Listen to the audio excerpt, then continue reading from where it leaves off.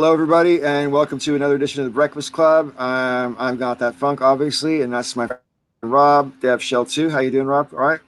Hanging in. Good, good, good. Yeah, anything new and exciting in your life are you still locked down? Still, yeah, still same old. Yeah. Yeah, not doing nothing. In New Jersey, do you have protests going on?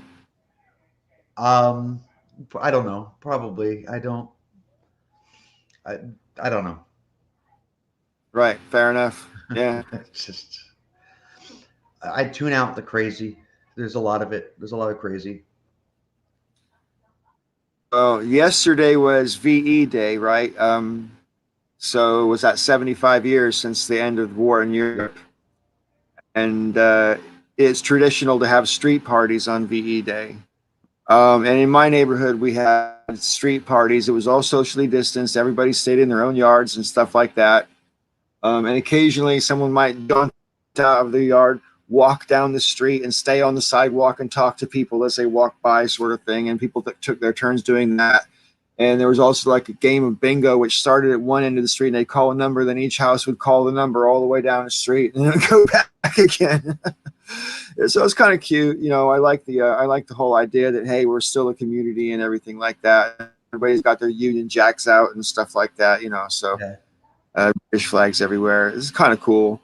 Um, but in other parts of the country, I've seen on my news feed today, other parts of the country they weren't quite so well behaved, and everybody was like jammed together and all these can dances and stuff. So you know, touching each other right up next to each other and all this stuff, and breathing each other's air. And I'm just like, dude, what? This is the thing that really gets me. If you're gonna just go out and pretend it's over now, you didn't need to be locked down for the past 7 weeks. No, yeah, because they You're undo everything that's been done. you're erasing everything you've just done. Yep. Yeah. And that's really hard for me to. I mean, why would you put yourself through voluntary house arrest and all the discomfort? And lots of people are suffering from depression and getting angsty with their cohabitors because they're not used to spending 24/7 with each other and stuff. And it's just like, For what? then you just erase that on day one, the first chance you get. You know what I mean? Yep. Yep. I despair of my brothers and sisters. I really, really do, because like I don't mean to come off as like I feel superior, because I don't really mean it in that way, but I am not risking my own thing that I've just invested 7 weeks of my health and the health of everybody that I care about by coming into contact with, by being a very good boy, by going out no more than twice a week to groceries or any other provisions, right? Um, and you know, occasionally if my roommate has guests, I let them do their thing downstairs. I just stay up here and I stay. I'm in my room 20 hours a day. You know what I mean? It's ridiculous. You know, but you know, at least I know I'm not contributing to the spread of COVID-19. Yeah. Because if you're out and about, you don't necessarily know if you have it or not, I saw an just article because you don't earlier. have. I saw an article on Facebook earlier about this woman. She's in the hospital and she's on a respirator and she's really sick. And she had been staying home. But she has a teenage son that refused to take it seriously, and he kept going out and he kept having friends over and everything else. And it's like, and yeah, yeah. Now your mom's dying, dude. Yeah, I can't even put myself in that place. I really am desperate to see my mom. You know, my mom was on the cruise ship that Trump wouldn't let dock, and so she was quarantined for like 3 weeks before they even let her go home, and now she's been locked down at home. yeah, And I was really annoyed to find out from my brother recently that my brother was delivering them groceries. My mom lives with her partner, and but he couldn't stand lockdown anymore, and he's like 78. And even though he's, you know, in general terms in better health than my mom is, they cohabit in a tiny little cottage, right? And my mom has asthma, sleep apnea, and diabetes, and she's 78 years old. if my mom gets COVID-19, that's it. And I'm just kind of like, dude, are you trying to kill her or something? I mean, what the fuck are you doing? Yeah. You know, it just blows me away, the cavalier attitude. And I think, I mean, for all I know, maybe they just decided that this is their time and they're just going to risk it. And if it happens, it happens or whatever. You know, I don't know. I don't know how old people think. You know, if you get to the point where you're like waiting to die anyway or something, I don't really know how you think. I don't know. I don't know. I don't know. But I can't pretend to put myself in that place. Right. You know, Well, I mean, uh, my father just turned 75 at the end of April, and my sisters and and their kids and everything, they all went to my parents' house to celebrate his birthday. And they called and they're like, "Hey, are you coming?" I'm like, "No, I don't. What are you people doing?" right, I mean, I don't understand. I don't get it. I don't. What is so difficult to understand about this? So he's 75 years old, well, and happy birthday to him. I want him to have a 76th birthday. right, right. I mean, it breaks my heart because even if I do decide later this year to try to visit my mom, there ain't no way I'm hugging her. I'm gonna keep my distance. I'm gonna. I would like to be in the same space as her for sure, but I'm gonna be as careful as hell. I do not want to risk it. I just can't stand the thought of it, you know. And the idea. Here's the thing. Hi, Michael. Hey, How you doing? pretty But good. here's the thing that I've noticed recently, because the day before yesterday, I think, as it came out that one of Trump's valets tested positive for Yep. COVID-19. And the last time he was in contact with Trump up close and personal was Tuesday, but he didn't test positive until Wednesday, Huh. which means that there was a period of time where he was symptomatic but hadn't yet tested positive. And now it's turned out as well that I think something like 19 Secret Service people or whatever have tested positive, who've worked in the White House recently. And flipped out, and he wants people to be tested like every day now, Yeah. right? And here's the thing: if Donald Trump wants every single person around him to be tested every single day out of an abundance of caution, why do you get to be cautious, but we don't get to be cautious? Why can't we get tested or know that the people we're working next to are being tested just like we are, or going to school with are being tested just like we are, or Well, whatever? Why can't we have that same reassurance that the president he's got this wants? double standard. I mean, he's already openly said that he's against the testing everybody. Doesn't think everybody Right? tested. As far as he's concerned, he said it doesn't make a difference because you can get a test and then later that night become infected. And he thinks that testing everybody just makes us look weak. But yeah, as you said, he wants everyone around him to be tested daily. So he has this double standard. What's good enough for you, Well, what's good enough for me, is not good enough for him. that's basically assuming a posture of royalty. There's no difference between that and the way pharaohs or kings or emperors would think of Well, I mean, themselves. that's how he You sees know, himself. it doesn't apply to me. Normal standards don't apply to me or anybody I care about for that. Right. That's You how know, he sees himself, though. It really begs the question, what is the worth of him versus all of these other people? Because I would say the country would go on a lot nicer without him. Hmm. well, I mean, there is that argument, but I would also say, I mean, if I had Donald Trump right here to make this point to, I would say, why do you get to have more protection than us? You already have someone who's still a Republican who's waiting to take your place if something happens to you. No one can replace me in the people in the job that I do in my the people's whose lives I occupy. But we've got a guy to replace you. It's called the vice president. You know, you can be replaced. He's right there behind you. You know, um, so yeah. I mean, the president doesn't have to be the person of Donald Trump. You know, I mean, if you really want to be as cold as he seems to want to be about it, it ain't about him. You know, But to so him, but to him, it is. of course I he mean, thinks he is the government. right, right. He thinks he is the government. Yes, yes, yes. He is Yeah. the state as well as the head of state. Yeah. Yeah, which is as fascist and authoritarian attitude from a leader that I can think of. I mean, Well, yeah. you know, it's a matter of time as well before these armed protesters start kicking off, you know?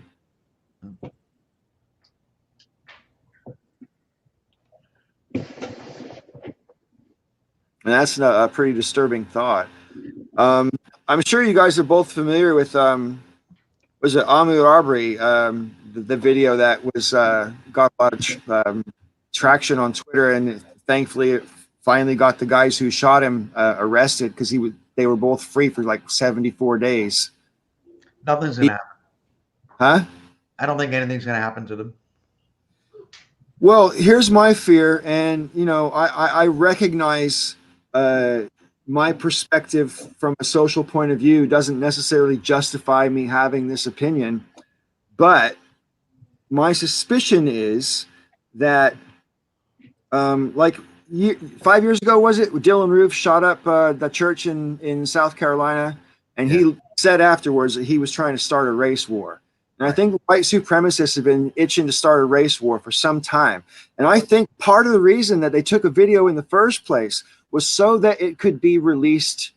And they wanted to delay the release of it as well, so that the injustice of the fact that these guys have been free for, 74 days, as it turned out, would just make it so much worse than just a plain murder. The fact that these guys have got away with it literally for 2.5 months is outrageous and proof of white supremacy in Georgia. And the fact that the DA might still review it and let them out, if these guys get let off with no consequence, if they don't even have a day in court and get let off, I think they're calculating that it will incite riots like when Rodney King's accusers got let off in 1992. And I think they want to have riots because they want to step on them. I think you're giving these guys too much credit. I don't think that they've got enough brain cells between them to strategize to that level. Wow. I don't generally judge people by their appearance, but they both have like this vacant, brainless look in their eyes. I think I know what you mean. It's hard for me, unfortunately, sometimes. I think we all judge by appearance to some degree. And I look at both those guys and I look at them, and they just look like seriously unhappy humans to me, like profoundly like angry, unhappy humans. What the first thing I thought of when I That's saw reading an awful lot into one photograph, I grant, but that's what they look like to hey, me. you think you're reading a lot into it. When I saw the photos of these guys, my first thought was, holy shit, the pigs in the barn must squeal in fear when they walk up.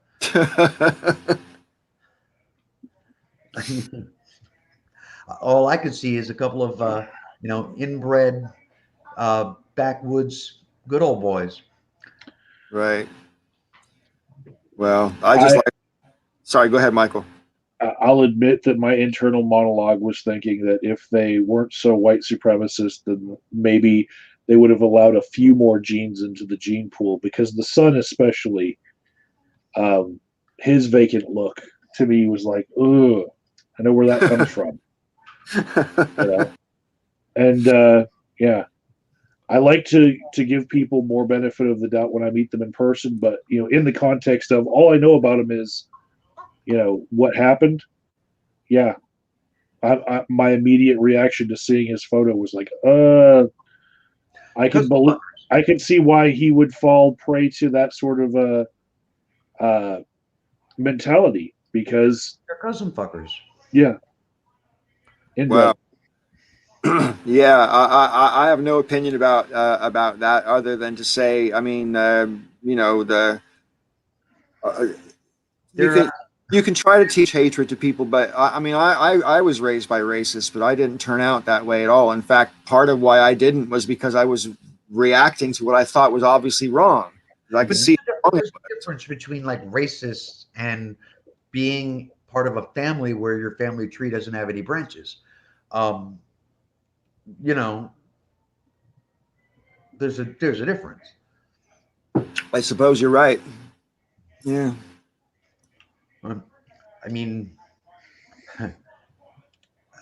those of us of a certain age are more likely to have been raised by people who are racist or have racist attitudes. So, I mean, I've heard my share of things that I would never repeat to this day, come out my mom's mouth. Right. I mean, and I And I know people are like, oh, that's bullshit, but I kind of chalk it up to she's a product of her time and her environment. Because as the years have gone by, she's had to face a lot of her demons, and Sure. she's done so pretty well. You know, I came home with a Puerto Rican boyfriend at one point. You know, and she had to deal, and she did, and she did, and she examined her a lot of her attitudes. And then I came home with Peach, and again she had to examine some of her attitudes. Right. So you give credit where credit is due, I guess. You Well, I know, mean, if she has the presence of mind to examine her attitude, she's a better person than a lot of people. Do you know what I mean? yeah, Because an awful lot of people don't have that. They have the ability to do self-reflection, but a lot of us, we all have our own. Every human being I've ever met, anyway, is in denial about one thing or another. I mean, we all have some denial in our life. I mean, that's just the human characteristic. And anybody who thinks they're not in denial, that's the worst form of denial that there is. Um, but like, denial is necessary to help you function, to let you get through life. Because if you thought about everything important all the time, you'd collapse, psychologically. But still, I don't know. I can't remember where I was going with that now. I had a point and I lost it. Damn. Anyway, oh God.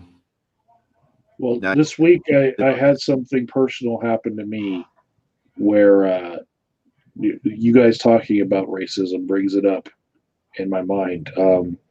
Can't talk much about it, but basically, I held to a boundary that everyone else at my work has to hold to.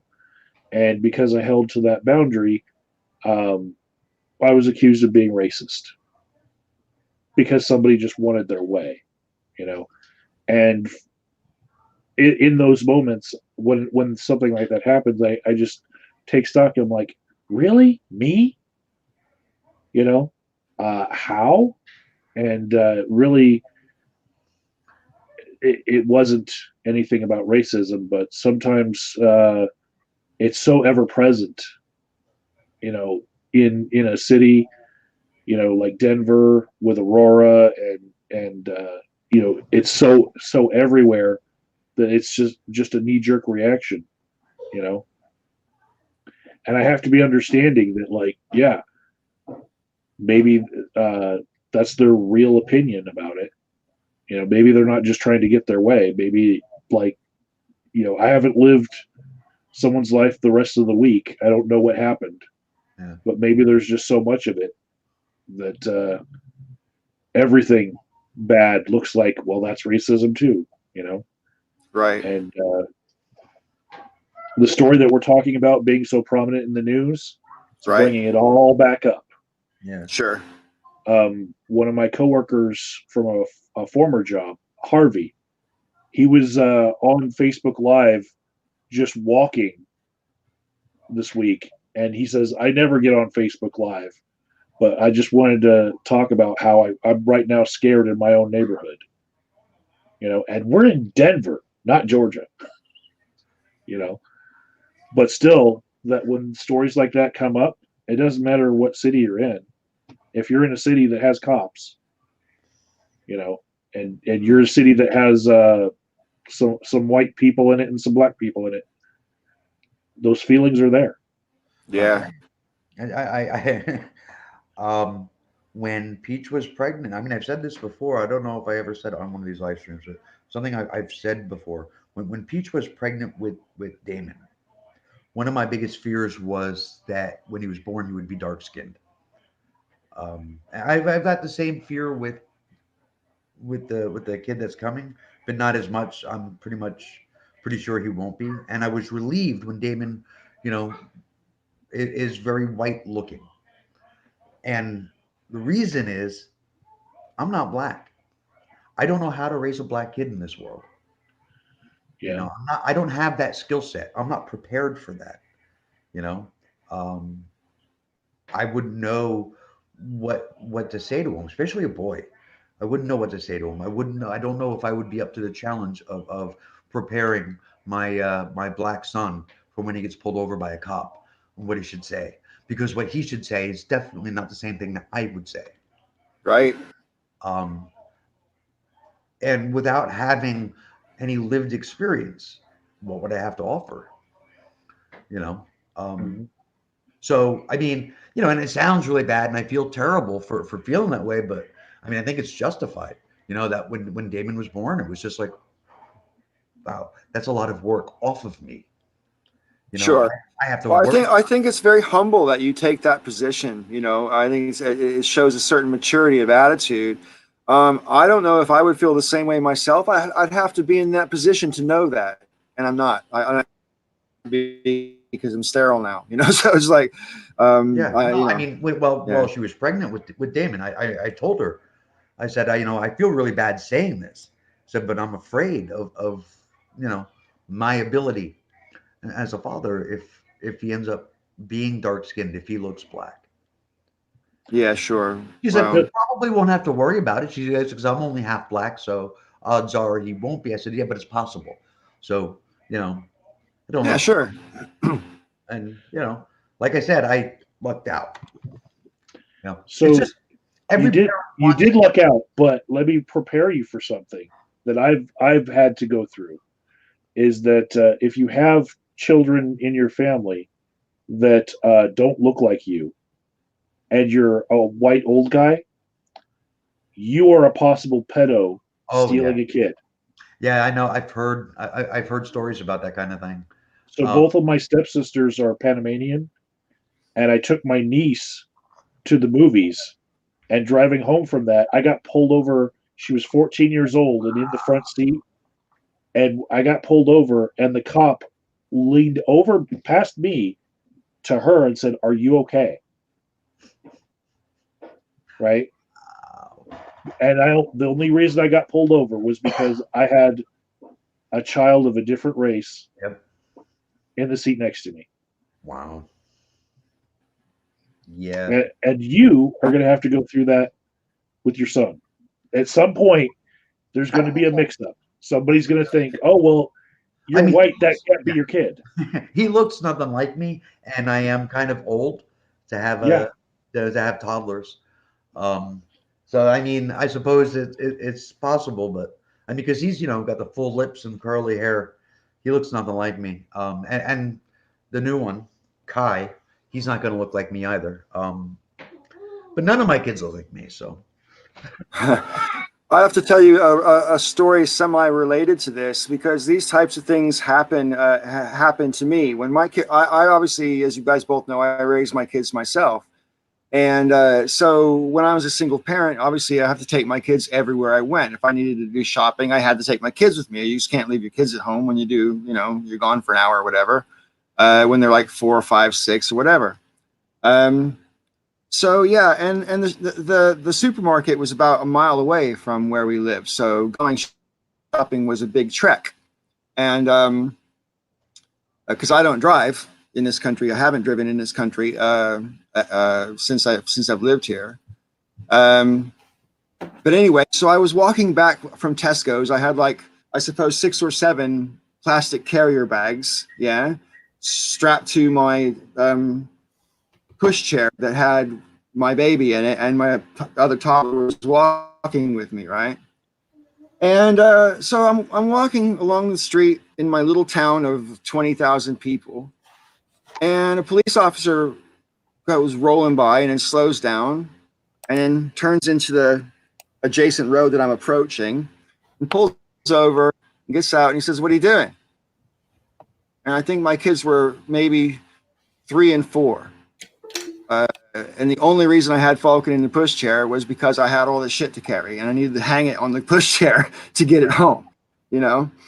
Anyway, so yeah, and then so the cop calls me over, "What are you doing?" And I'm like, "I'm on my way home from Tesco. Look at my bags. This is groceries, as you can see." He goes, "Are these your children?" And I'm like, "Of course they're my children." I couldn't even comprehend the question. I mean, I sure hope they are. whose else's children would they be? You know, my kids are obviously in no distress. And everything.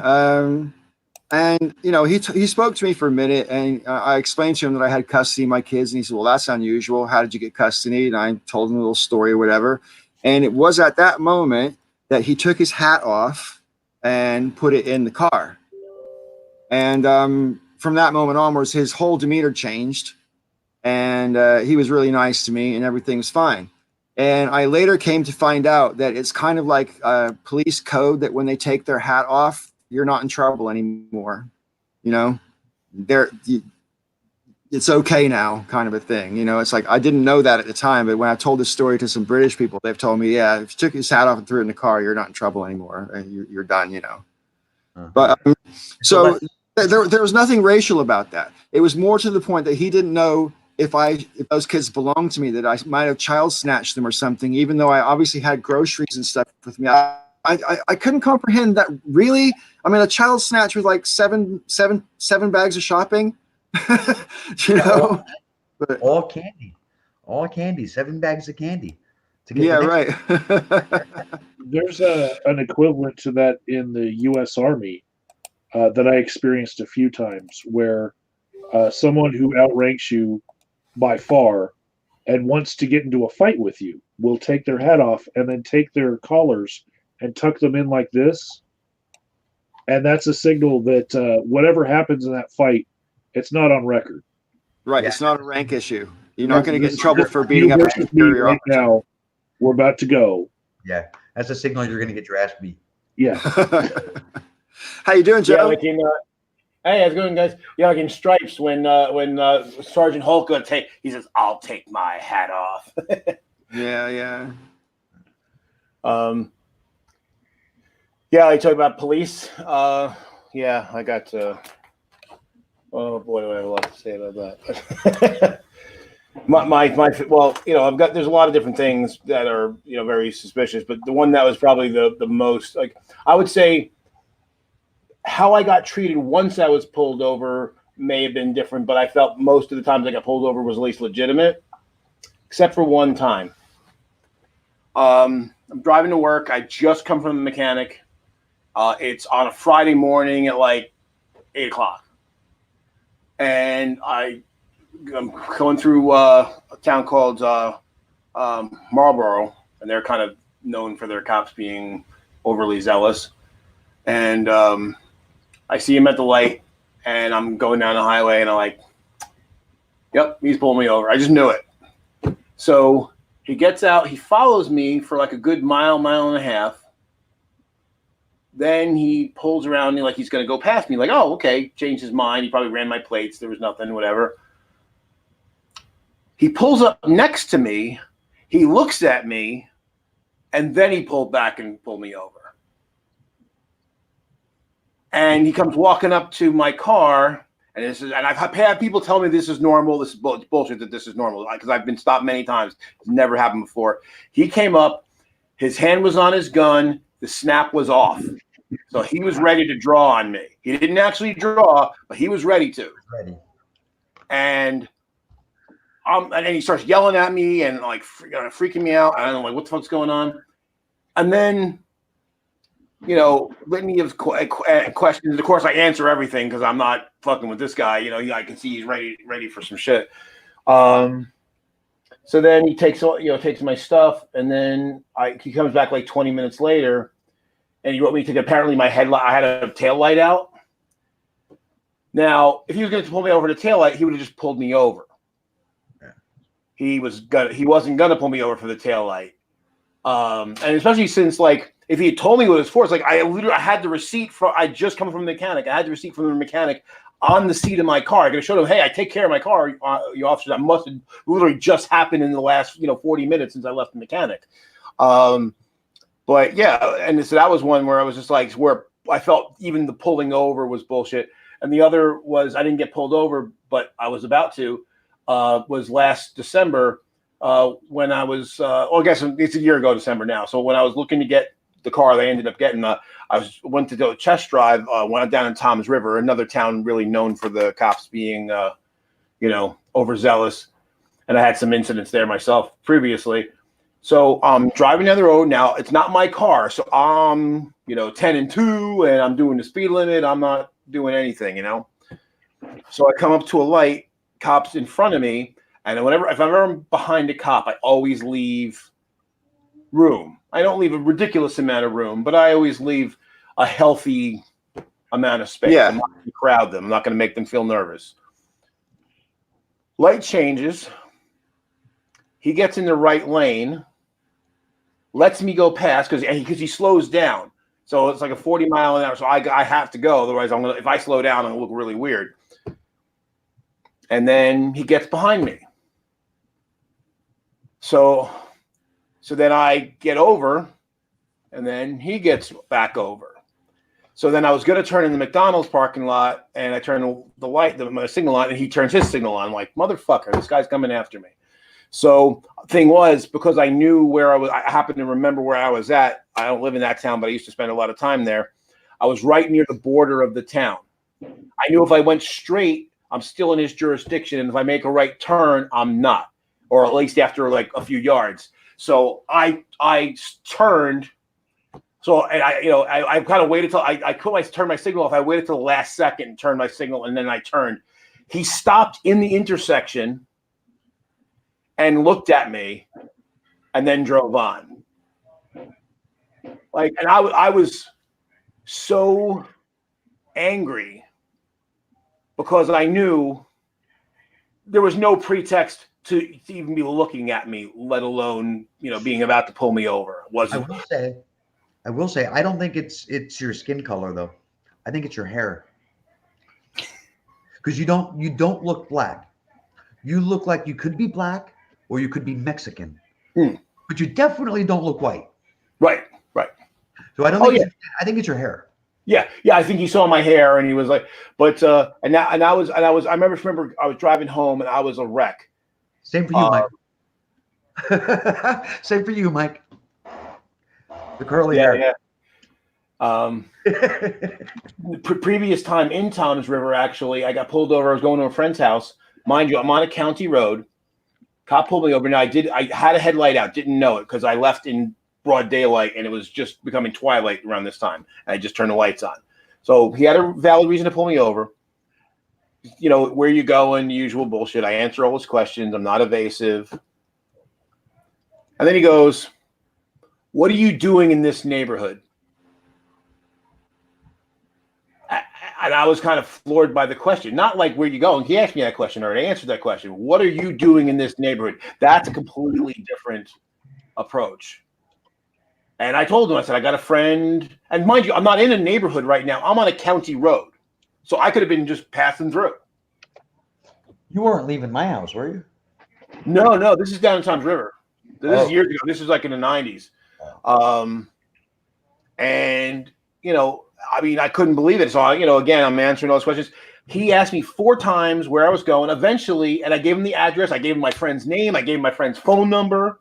And he's still fucking messing with me.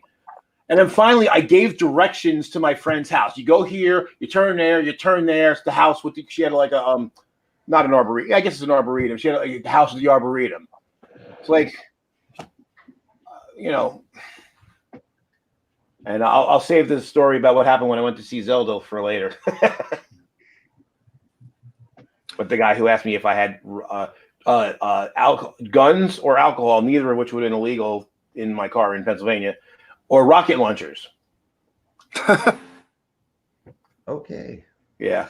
And he did not believe me. I told him Zelda's name. I gave the address, the phone number. And the irony was he pulled me over. I was parked in front of Zelda's house. So she came out as I was pulling away, and she's like, "Oh, was that big bad black guy named Joe?" And he's like, "You know him?" Like, yeah. So anyway, I'm done. I don't know what do you do about the situation when you have because like I said in the first Jamboree we did, I'm not necessarily against the existence of police. There has to be some kind of civil authority to enforce the law. Otherwise there would be no civilization. Right. Having said that, like we discussed a little bit, whether it be worth paying police more. And I think the answer to that is yes, but with the caveat that they also have to be held accountable for everything they do wrong. Because the problem is right now, cops don't make very much money. They must be pretty easy to bribe, I would have thought. Mm. You know? I mean, there's a standard that exists that we just don't hold them to. Right. But I think if they made more money and you held them to the right standard, they would have something to lose. If you're making 32 grand a year and you get fired for being a cop because you're making 32 grand a year, you can probably go to Home Depot or something and make 28 grand a year and you won't be that much worse off. Mm. You know what I mean? So Right. Yeah, I mean, well, part of the problem, Paul, is over the last 30 years or so, because there's always been an issue. But, and I'll say this, is this the worst thing to come out of the crime bill in the 90s? And I do not think that the bill itself was racist, but I think the effects of the bill ended up Unintended consequences. Yeah. But basically, we added more cops, and so now we ballooned up to like 750,000 cops. They added like 250,000 cops. When you increase the size of the force by 50%, what ends up happening is, in order to meet the goals, because they had to kind of spend the money in a certain time frame, so there was an incentive to hire people quickly and kind of rush people into the process. So what ended up happening is the standards started getting lax. And then somewhere along the line, they realized that, okay, the cops that were not as bright were actually more compliant and would do whatever the higher up said. So they started lowering the standards, and because there was even a lawsuit where a cop who was extremely well qualified and didn't get the job, and they sued because they felt that they were being discriminated against for being too smart, and they lost. Yeah, you mentioned that before. They lost. Just like, so you're too smart to be a police officer. Yeah, exactly. That says it all. Exactly. And also, look, so it's like any organization. People tend to bring their friends in. So you bring in a whole bunch of shitty people who probably never should have been cops in the first place, and then they recruit more shitty people. And then you don't hold them accountable because, again, over the same time frame, we started doing this thing with anybody in uniform. I said before, soldiers, police, anyone who wears a uniform, that they are above us, that they because they do this thing and it's so hard that, well, we just have to understand that their job is hard. And so if they pop off and break the rules, we can't really hold them accountable because it's scary. You couple that with the militarization of the police, right? That's a recipe for disaster. Absolutely. I've got a question for all three of you. Okay. When it comes to, I worry that there's a white supremacist infiltration that's quite deliberate in police forces in various different parts of the country. I'm not sure that it's the same everywhere necessarily, but I think there's an overt attempt to have this like underground white supremacist core in certain parts of the country. I think the evidence for that is not just manifest in how often unarmed black folk get gunned down, whether it's in their own yard or their own fucking house for that matter. You know what I mean? I mean, we have gotten to the point where it's literally not safe, to be black in America. And do you think it's a matter of infiltration from white supremacists, or is it more a issue of the white supremacy is so structural overall that it's not just the people, it's more about the structure? Three things. One, in certain places, especially down south, it's absolutely intentional. Two, everywhere in the country, the entire system built into the system is systemically racist. And number three, going back to the first one, people who are hired at any job have tendencies to move. And when they move, they now have experience in a job that they can take somewhere else.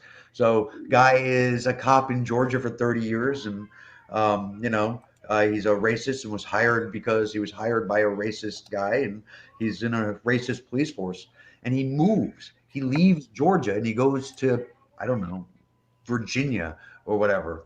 and now he's now accidentally infecting the force, that new force that he's in. He may be in a position himself where he can hire. So it kind of becomes, it's intentional in places, but then it kind of spreads and seeps out like a virus. Absolutely. You know, the other, and in addition to that, there's a certain amount of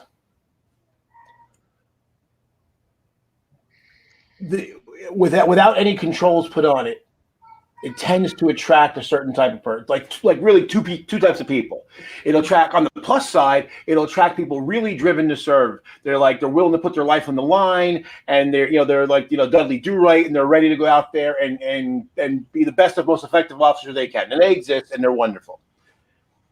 But then it also tends to draw thugs, because there are people, and especially in a society where we have gotten so forgiving of anything that they do, it basically incentivizes people who want to be hurtful to others and get away with it. Bullies who kind of had to be, would had to be accountable in in real world, can go in this job and, hey, I can blow people away, and I can say I was scared, and people go, oh well, yeah, you probably were scared, even if there's a situation that they created themselves.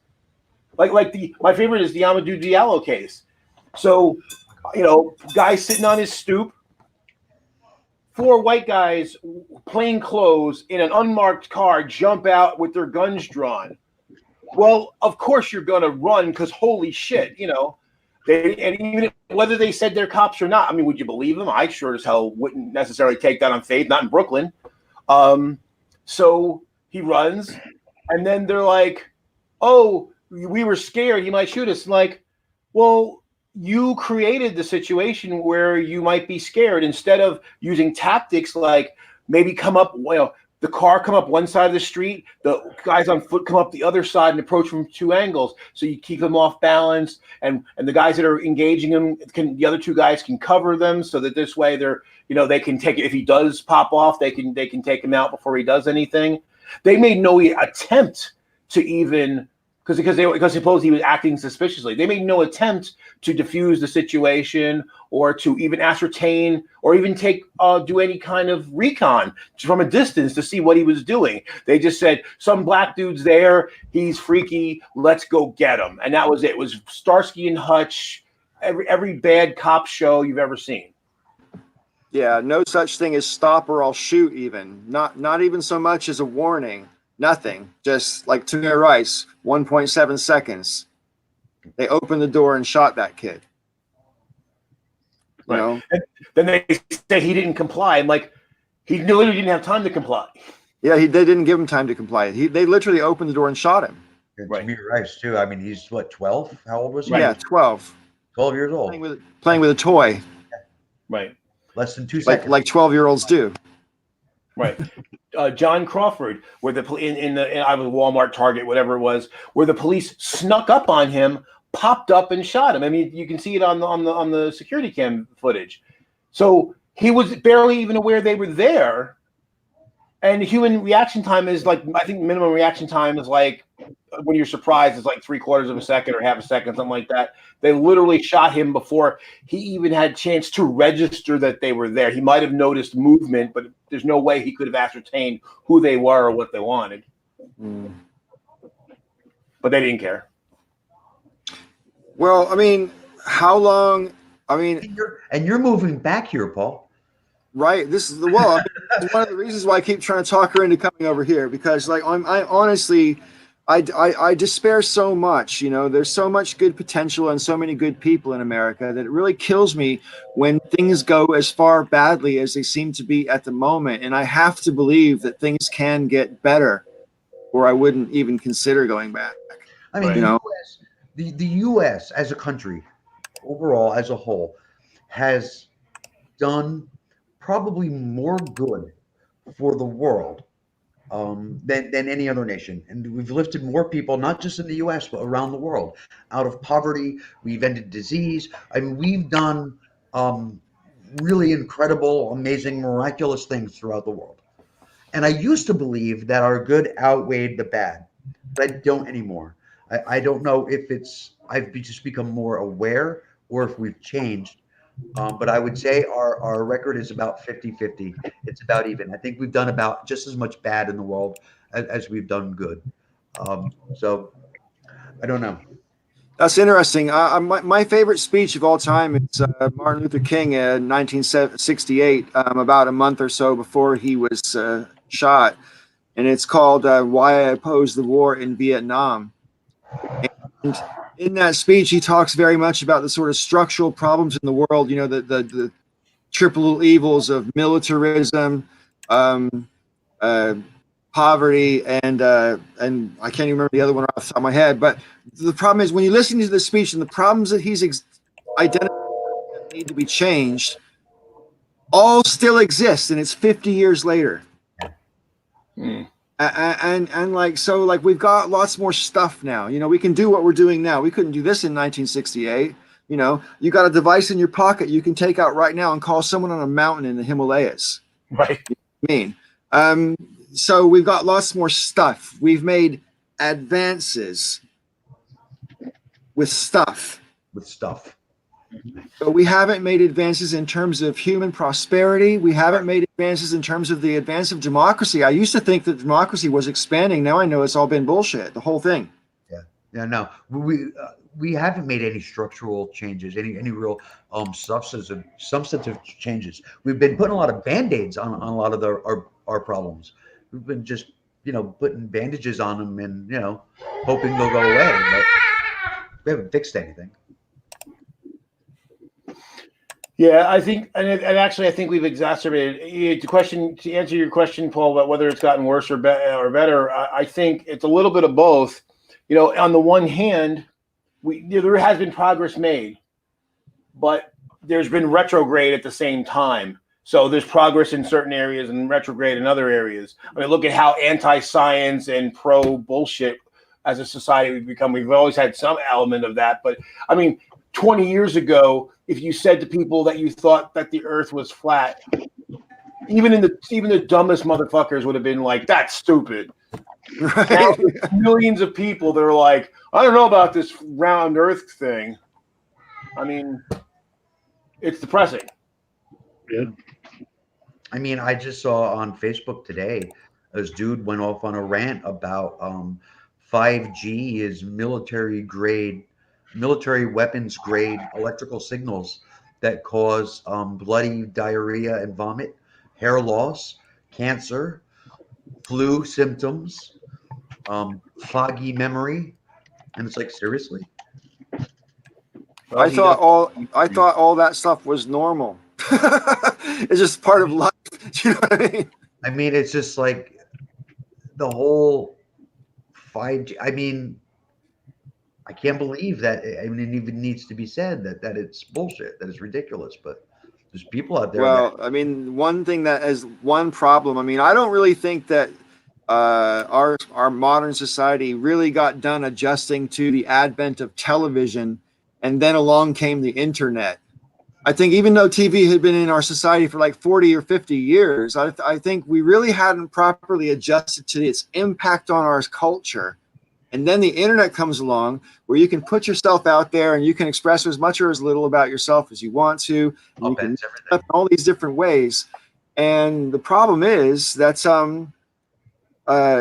the good thing and the bad thing about the internet is, I mean, you know, I'm a goth at funk. I don't have to be my real person name ever if I don't want to be, you know, on the internet. I can be a persona. This could be a character for all you guys know. You've never met me in person. Well, Joe has. But I mean, you know, this could be a character, right? I mean, look at this shit. This isn't real. No one lives like this, you know? You know? Well, you're a good character if you're a character, Paul. Oh, thanks. I appreciate the compliment. Yeah. I approve. I will say that the response from sane people to pandemic was swift. It was, I mean, it was a few days I saw lots of insanity about this pandemic movie, but then it stopped very quickly. And because the response was just so overwhelming, this is bullshit. I was actually, it gave me some hope. It's frightening how many people buy into it, though. My I brother, have to confess, and this is no offense to Michael. Mhm. I made a resolution the very first time I saw the word pandemic not to read any article or click any video that had the word pandemic in it, just because I read the word and I don't need to know. It's bull, you know. Yeah. You know. And I would say that that's a fair bias. Um, you know, there are some neighborhoods that, regardless of me knowing that there's good people in those neighborhoods, I still lock my car doors. It's Sure, a of good course. plan, and you know that you're going to run into some things that are going to give you a headache as soon as you see the name pandemic. Yeah. You know Right. that you're going to cause yourself some strife. my brother believes it. My brother buys into it, and I mean, I told him, I said, "You're an idiot. You're an idiot." He said, "I believe it," and I said, "I'm not surprised. Of course you do." He's also a Trumper, so that's caused a lot of friction in our relationship. So I'm sure. A friend of So, mine told his aunt the other day. It was beautiful because she was like he posted something anti-Trump, and then they had to come in and try to be a wet blanket, and say a bunch of stuff, and they'll always like, oh, why all the hate and all that kind of stuff, and he said, aunt, whoever, I promise to respect your that you have a cult like affinity for the occupant of the White House if you respect the fact that I think that I detest him and he is anathema to everything that I hold dear. COVID-19, right? This pandemic, this bullshit that we're dealing with. If Trump had a strategy and it was failing, and we were still approaching 80,000 people dead, if he had a plan and a strategy, I would be a lot quieter about it, because there's a difference between having a plan that failed and not planning anything. Right. I mean, I can see elements of the CYA plan in that he has one of his government agencies that he's not clamping down on, saying that here's a guideline for when states should open. right. And he can fall back on, well, this is my administration's guidelines, and you guys shouldn't have opened up. Even Well, though out the other side of his mouth, he's saying, liberate Michigan with his tweets. He Putin can had say, like I had clear guidelines that are right here. And that's the whole Putin had like a CYA part. 96 approval rating, right? 96% approval rating Putin had in his own country. And it was like, oh, that's bullshit. That's bullshit. Well, it's now like 20 something percent. Wow. So, I mean, the people of Russia are like up to here, and it's because of COVID-19. He did basically the same thing Trump did. Yeah. Nothing. So to cover his ass, what he has done is decided that all of the regional governors are responsible to get the PPE and all the equipment, everything they need for their region. And if they don't, well, that's their fault. I was like, well, that's exactly the route that Trump is taking. So I don't know who did it first, but obviously one is copying the other. Yeah. I think there's also an argument to say about Jair Bolsonaro in Brazil, because he made the determination in the beginning of March that he was just going to let the disease rip through Brazil and do whatever it was going to do. And he's in a position, because he's basically a right-wing dictator. He's threatening people in the media. He has an awful lot of control just by virtue of threatening, not by necessarily actually having to do anything. And so they're walking a pretty tight rope with the media in Brazil. And I think Trump's been watching that and going, well, look, they're really afraid to report on this because they're afraid to, sort of. They're not really reporting about how bad it actually is. And he's getting away with it. He's just getting away with just like taking literally no preventative measures whatsoever. Yeah. And so I think Trump's gone, well, if he can get away with it, so can I. Right. Or more to the point, Trump would be like, why can't I get away with it if this guy's getting away with it? Yeah. Yeah. It's almost like he needs to, it's almost like he wants to get away with it for the sake of getting away with it. Not that it's going to help him or help anybody else. And that's the thing that's so messed up with him, because the thing is, okay, I understand evil. I'm against it, but I understand it because obviously it's about selfishness and about I want power, I want whatever it is that I want, and I want to get it, and I'm willing to do anything and hurt anybody to get it. I get it. It's evil, but I get the motivation at least. This half the shit he does, it's like doesn't even make it. It's nonsensical. Right. I He mean, doesn't benefit from it. he has no strategy. He has no cunning plan. He's all id. It's like we went to the planet. What the hell is the name of that movie? Forbidden Planet, and we elected the computer as our president. The one that like brought the monsters from the id out and everything. Yeah, like, that's what we made. And there's the way, just the structure of our government will guarantee that all of us are going to know everything. Whether it's in 7-8 months or in 4 more years. I mean, Right. one way or the other, we're going to know. We're going to know everything. I mean, unless the country collapses under his weight, it's all going to come to light. Right. So, I mean, I don't know. I mean, either he is counting on the country collapsing and he rules himself dictator, or he is just so stupid that he thinks that he could just walk away like nothing. He is that stupid. Although like I said before in a previous Jamboree, I mean, Trump has a certain amount of guile. He's cunning. He's shrewd.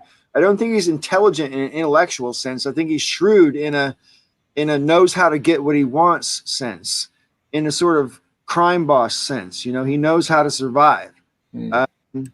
And he survives to a very large degree by basically challenging you to call him on his bullshit. And then if you do call him on his bullshit, he just puts you down for calling on him, even though he's challenging you to do it the whole time. It's a tactic. Here's something I read. Just tonight on Facebook. Do you want to see an uprising in this country from the left, a violent uprising from the left? They're toying with dragging Obama into court and pressing charges against Obama. For what?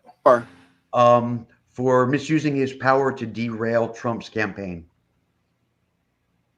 I know he's using his First Amendment rights to free speech. No, for in quotes, because I know you're looking in quotes, railroading Flynn. That's the excuse they're using. They're saying that that the Obama administration railroaded Flynn in order to derail Donald Trump. But Flynn wasn't arrested until Trump's administration, and he confessed as well. But anyway, that's what they're talking about doing, and it's just like, you want to see a violent uprising from the left? You go after Obama. You want to see lefties get mad? Go after Obama. See what happens. Because he is the most beloved U.S. president since JFK. Go after Obama. You're going to see people freak the fuck out. What do you think about? Sorry, Joe. I just want to ask a question. I mean, do you think it's fair that Barack Obama has achieved this popular status? I say his presidency.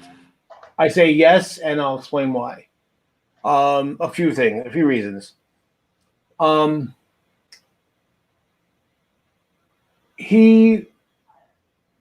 I know some people will say, well, they'll point out, the negative things he did, and I'm like, I won't even argue on most of those points. I don't agree with everything he did, but even if you look at any of the presidents that we laud as great presidents, all of them had some negatives. Even look at Rose, FDR. FDR saved the country from the Depression, and he got us. He was forward thinking about the war, and he knew the war was coming and wasn't going to be avoidable, even though the American people in the Congress were isolationists. He did all these great things, but you know what? He also in turn, thousands, hundreds of thousands, millions of Japanese people who did nothing wrong, and so they all have a black mark on them, at least a few. Sure. Even Lincoln has some black marks on him. So I don't really. So the things people will point out as black marks, I guess I would say, are no worse than the better of them. And secondly, I know there were a lot of liberals that are actually very disappointed in Obama. But the way I look at it is, here we're lazy, and liberals are even more lazy than conservatives. So a lot of people felt like, well, I voted for the guy, he got elected, so therefore my job is done. And we talked about this before about the whole thing with the healthcare. Healthcare failed because basically no one told their representative that, hey, I want that fucking public option. So they weren't willing to fight for it. So neither was he, because he's like, I only have so much political capital. He did make some mistakes. He underestimated how willing the Republicans were to let America fail in order to hurt him. Right. And then for some people that felt that he should have pushed harder and farther on certain things, I understand why he didn't, because I understand what he was going up against that no other president has ever had to. No one else has been the first black president or any black president. And and just like we were talking before, like what the police are, think about Jan Brewer, governor of Arizona, sticking her finger in the fucking chest of the president of the United States. Holy shit. That would never have, no one even dare to do that. And even the presidents they hated, they would never even think of doing that. And if they did, Secret Service would have them on the ground. No one would ever say the president was bad because he didn't salute the soldiers. He's not supposed to salute the soldiers. That's right. Salute him. And you know what? Trump never fucking salutes those guys most of the time either. And no one says a fucking thing. So my thing is, he basically did as much as he could have without getting assassinated. I mean, they were already calling him the imperial president and doing all this stuff. I think that if he had pushed further than he did, he did make some mistakes early on. And again, thinking the Republicans were negotiating honestly, I think we got as much out of him as he possibly could have done. And he opened up some doors, and he started the conversation, at least on someone in the White House of like trying to actually fix healthcare. Obamacare is not the greatest, but it's getting us in the road in the right direction. I tell you, the election night, the night he was elected, was the proudest I've ever been of my country. I cried because I actually watched the election returns from Obama headquarters here in town. So when it was all said and done and I got in my car and home, I cried on my way home. And it was the proudest I had ever been of my country. And then I was afraid for him. Right. Sure. Yeah, we all went through that. Yeah, I was like, this guy's not going to make it through his first term. And yeah, no, 2 terms, see Obama. Yeah. But as far as like intelligence and inspiring and the amount of things that he was able to get done, the things that he tried to get done and couldn't, the stances that he took on social issues that no other president had before. Right. No, yeah, I think he deserves. I think it's fair that he has the status that he has. I think he deserves it. I think he's earned it. And that's I think on balance, for me personally, I'm like 55% pro, 45% con. So I definitely think on balance he's a winner, but I don't think that deserves. I don't think 55% really deserves lionization. In the same way, I don't think Reagan deserved the lionization that he got after the presidency. A few weeks ago, when Josh was on here and he asked me about the Reagan presidency, I'm like, what people don't seem to understand, if you didn't live during that time as an adult during those years, Reagan wasn't universally popular until after he was president. Right. He wasn't all that popular while he was president. I mean, he had some popularity among Republicans, sure, but I mean, I was one of those people, like a lot of people in my generation, who were pretty sure he was going to blow us all up. We thought the world wasn't safe in Reagan's hands at the time. So that's where people's heads were at the time. So it's afterwards that he got lionized. It was in the popular memory that he got lionized. It wasn't while he was president. And I see this happening with Obama as well. because I take a very realistic, I think pragmatic look at Obama's presidency. And like I say, on balance, I think he wins. But the things that he didn't win, for me personally, I mean, one of the main issues for me that made me vote for him in the first place was I really wanted Guantanamo Bay to be closed, and it's still fucking there, you know? And that's such a failure, not just of Obama now, but of Trump as well, you know, and it never should have been there in the first place. So you can put it on Bush for that matter as well. You know what I mean? So, the thing for like 18 years is an abomination. I mean, the thing about Guantanamo is that, you know, and I agree that it should be closed. I'm with you on that 100%. The problem is that it was literally out of his hands. I'm sorry. I'm going to jump in. Anything that is created by an executive order can be removed by an executive order. Boom. The Congress didn't make Guantanamo Bay. They pay for it.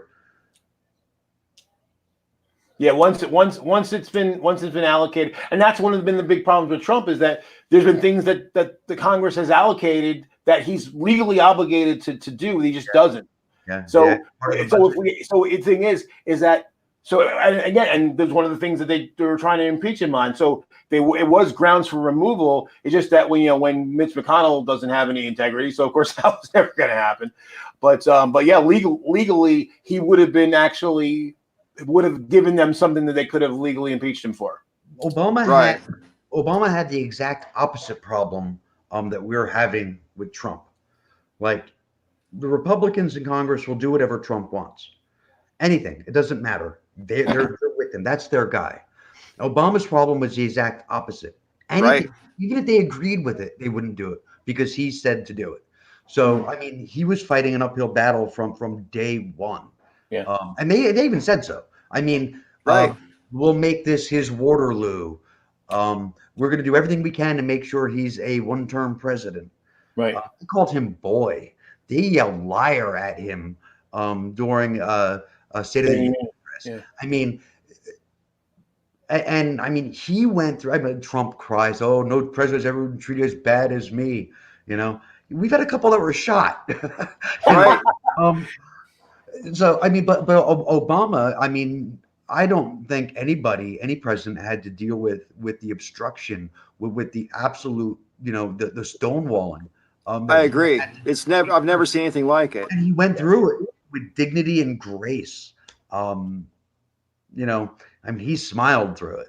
You know, and the thing is, for me too, and looking at with the economy being in total free fall when he came in, and basically, you think about it. Just think how bad things were at the end of Bush. Just imagine if Trump had been the next. I mean, we literally would be like permanently destroyed right now. Yeah, I mean, and I think part of what makes people like Obama even more, you talk about the lionization, and I agree that that's happening. It's like Trump is so bad that we're like, you know what? With all his warts and everything, Obama was fucking amazing in comparison. You know what I mean? So maybe part of it's undeserved in that people are like, man, I'll take Obama on his worst day for the rest of ever. You know, I'll take George W. Bush. I'll take. Here's why. Here's God, no. There is a world of difference between GW and Trump. There is a world of difference. GW is an idiot, but he's not evil. Like, he loves America. Yeah, he loves the country. He doesn't know what to do, but he loves America. Right. Bingo. He instituted torture and killed over 500,000 people. Trump can't touch either of those things. As much as I hate Trump, it's a matter of perspective to me. And I don't mean to reduce it to a body count necessarily. Trump is responsible for the deaths of 80,000 Americans and counting. More, he probably literally. Okay, and that literally lost thousands of children. Literally, I get it. They are thousands of children. I get it. Trump's trying really hard to catch up. But George Bush was worse. I just think George Bush was worse. I think Trump has a lot of catching up to do before he gets to be as bad as George Bush. George Bush instituted torture around the world. He instituted 2 wars. He instituted the drone war. He crashed the economy, and he left the people of Louisiana out to fucking dry when Katrina happened. I mean, that's a pretty bad catalog of definite destruction. That Trump has done bad shit, but I don't think it comes close to George Bush. I really don't. I hate Trump with passion, but I don't think it comes close to George Bush. Well, here's the thing, though. We talked last time about intention. So, and look, as far as the torture, I'm not going to disagree with you at all. I'm totally with you on what you said about torture. You know, we are on the same page. Someone now, I don't buy the argument, mind you, because in the aggregate, I know that we weren't in the danger that they were telling us we were. But if someone has the belief that we really are in danger through another nation, and the way to end that danger is to wage war. Again, I don't agree. In fact, obviously, I think the aftermath shows that we were not in danger. But you have to kind of judge things of how they looked at the time. So, if from that perspective, there's a difference, I think, of saying, okay, we have to engage in this military conflict, and we know the civilians are going to die, and we're going to do everything we can to avoid it, but we know it's going to happen. We can't avoid it, and we engage in it. It's like, I guess, maybe the necessary evil kind of thing. Trump's is just wanton destruction and callousness. He just doesn't give a fuck at all. Mm-hmm. And so again, I would say, and I get what Rob's saying too. It's not like I don't want Bush, but I sure as hell wouldn't ever want Bush back. But if I had to choose between the two, I'll take someone. We talk about the well-intentioned. George Bush is well-intentioned. He's a stupid, and he led us down a bad path where we did a lot of bad things. But I would take him over Trump for that reason. He would try very hard to do what he thought was right for America. Trump does not give a fuck about America at all. We are a means. The country and the citizens are a means to his ends, and it's all about him getting reelected and holding power. Here's a good way to look at the difference. Okay, the country is on fire, right? With George Bush as president, he'll grab a can of gasoline thinking it's water because he doesn't know the fucking difference, and he'll pour on the fire trying to stop it and burn everybody up in the process. Trump, the country's on fire, will grab a bag of marshmallows. I mean, and it's a pretty stark difference. There is a real difference between the two. Yeah, Bush was he is who he is, and he did what he did, but I honestly believe he did it out of the love he had for the country, thinking he was doing the right thing. He's an idiot, and he loves the country. Trump is an idiot and hates the country. No, I'll take the guy that loves the country. I'll take him. If I had to choose between the two, I'll take him. At least when he does the wrong thing, his motives were good. And I think that's fair. Yeah, because here's the thing with George Bush. Because he wants to do the right thing, even though he doesn't know what that is. If you could persuade him that what he was doing was not right, he would change what he does. At the very least, he'd take your counsel. Right. He wouldn't fire the people who told him they need to do something different.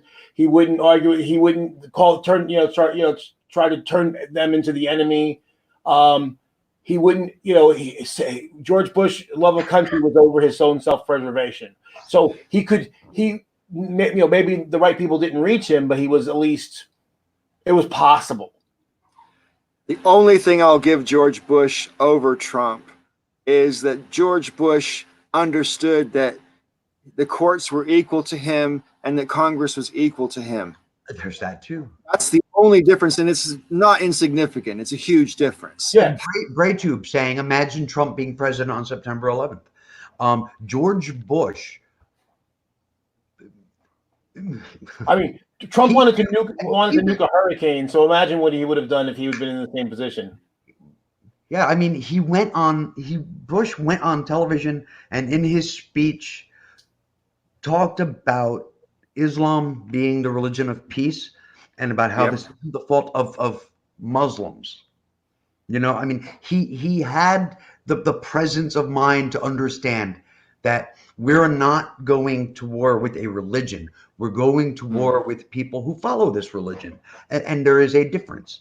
I Right. mean, being atheists on the YouTubes, we're aware of this. It's something that we've had to deal with when talking with people on the other side. That there's a difference between who these people are and what they believe. That there is a difference. And what they do. Yeah. So. Well, that's the thing, because you think about Trump. Trump absolutely would have employed nuclear weapons. I mean, anyone who was willing to drop a nuke on a hurricane, he absolutely would have nuked several countries. So the death toll would have been in the millions. Well, I mean, we wouldn't be having this conversation if that happened. I have, like, I think we discussed this, perhaps the two of us before, Joe. I don't know, but I mean, I've always had a massive fear that Donald Trump has an actual desire to drop a nuclear weapon. He does. Because he said so. I don't think he said he actually wants to, but I remember in the campaign, I think it was in 2015, but it might have been early 2016. He said he was quoted as asking one of his advisors, "What's the point of having nuclear weapons if we're never going to use them?" Right. All by itself, from my point of view, I know I'm a hippie, guys, but from my point of view, that should have disqualified any person from the presidency. He was already in office and he was asking about nuclear weapons. Right. Right. He had already gotten elected and he was asking about them, about how they worked, under what circumstances they could be used. I mean, he wants to. He has said that he would like to use. He wants to use them. Well, here's the thing. I think I might have said this last week. I don't know, but I mean, like, because Trump is such a narcissist, right? I mean, that's from my point of view. Even a Trump fan has to admit that the guy has no sense of humility whatsoever. That he's really stuck up and arrogant. You can't. If you don't want to say narcissist, you have to say he's at least arrogant. He thinks he's the best. He thinks he's the best at literally everything. But that's why they like him. That's the thing. Right, but they have to recognize that quality exists. They have to recognize that. They do recognize that quality exists. That's why they like him. So what I'm saying is that Trump is such a bad narcissist, Rob, that he must know in the back of his head, or hopefully in the back of his head and not in the front of his head, but he must know that if he dropped a nuclear weapon as a first strike, they'd be saying Donald Trump 1,000 years, 2,000 years from now. And he would be okay with that. He wants that. That's my point. Yeah. That's my point exactly. He's such a narcissist that, I mean, it would guarantee that his name would be spoken throughout the ages, like Alexander the Great or Ramses II or Caesar. Or something. I think most people, I mean, if you're like a living, breathing person that has at least a half a thought to play with, I think most of us understand that there are things in this world that are objectively bad. And like, nuclear weapons is one of those things. And I don't think he cares. I think he recognizes that certain things are bad, but he doesn't care because he'll be remembered for it. Right. And actually, Paul, the two last points you made were, to me, the reason why I would take Bush over Trump. Because, one, the fact that he wants to, not only does, he actually thinks it's a boon to him to be able to use them, and he wants desperately to use them. So that's right off the bat, like you said, permanent disqualification. But also the fact that he doesn't see the courts and the legislature equal to him, and so that tells me the difference. It's so stark that, to me, that's the most important one, actually, more than anybody, right. Because basically it says that George Bush, he joked about being a dictator, but ultimately we had a peaceful transfer of power. We were never in danger that our democracy would be usurped. And here's a guy who has actively sought to, and maybe have that successfully, usurped our democracy and wants to do it again and continues to try to push the line to usurp our democracy. That makes him far more dangerous than Bush ever could be. Yeah. Yep. Ever could be. So in between, Well, I mean, Bush can't be dangerous because he's already done his danger thing. What No, were you but gonna- no, but I mean, he was far more dangerous than Bush ever had been or could have been. Like he walked into Okay. office. Bush was never going to be a dictator. Yeah, he walked into office understanding that there's parameters to his job. Like Right. this is the framework in which the presidency exists, and I accept that framework. And I mean, every president has reached outside of the frame. Sometimes you have to get things done. Sometimes you have to, executive orders are an example of a president reaching beyond the framework. Sometimes you have to. Trump doesn't recognize the frame. Right. He walked into office thinking, I am king of the world. Right. And that's dangerous. I mean, think about this. In May of 2008, I did not at all have any fear that there would be no election, or if there was one, that it wouldn't be, that the president and sitting president would attempt to invalidate it, or that he would just not go. I mean, this is a legitimate fear we have right now. That's insane. We've never, ever had that in the history of this country. That makes him easily the worst human being to ever occupy the office. One of the most impressive things that has ever happened in history, in the entire history of Western civilization, was when George Washington stepped down. When George Washington lost an election, shook hands, waved to the people, and walked away. The peaceful transition of power is so rare in this world, especially then. And for the first time in our history, we're looking at the possibility of not having that. So yeah, no, it's scary. It's a 35% of the population being perfectly fine with that. Yeah. so in between the burning koalas that took up about a month of my counseling groups, as far as topic, and what we have now with coronavirus, there was about a week and a half where I had people coming into my groups legitimately scared out of their minds that we were about to go to war with Iran. Right? And history might forget that point. That the only reason why Trump didn't get to drop a nuke in Iran was because coronavirus saved us from that. Yeah. Yep. Yeah. That's a scary thought. Exactly, and that's why I take Bush over Trump any day of the week, and twice on Sunday. Yeah. Well, I hope he never gets the chance to drop one.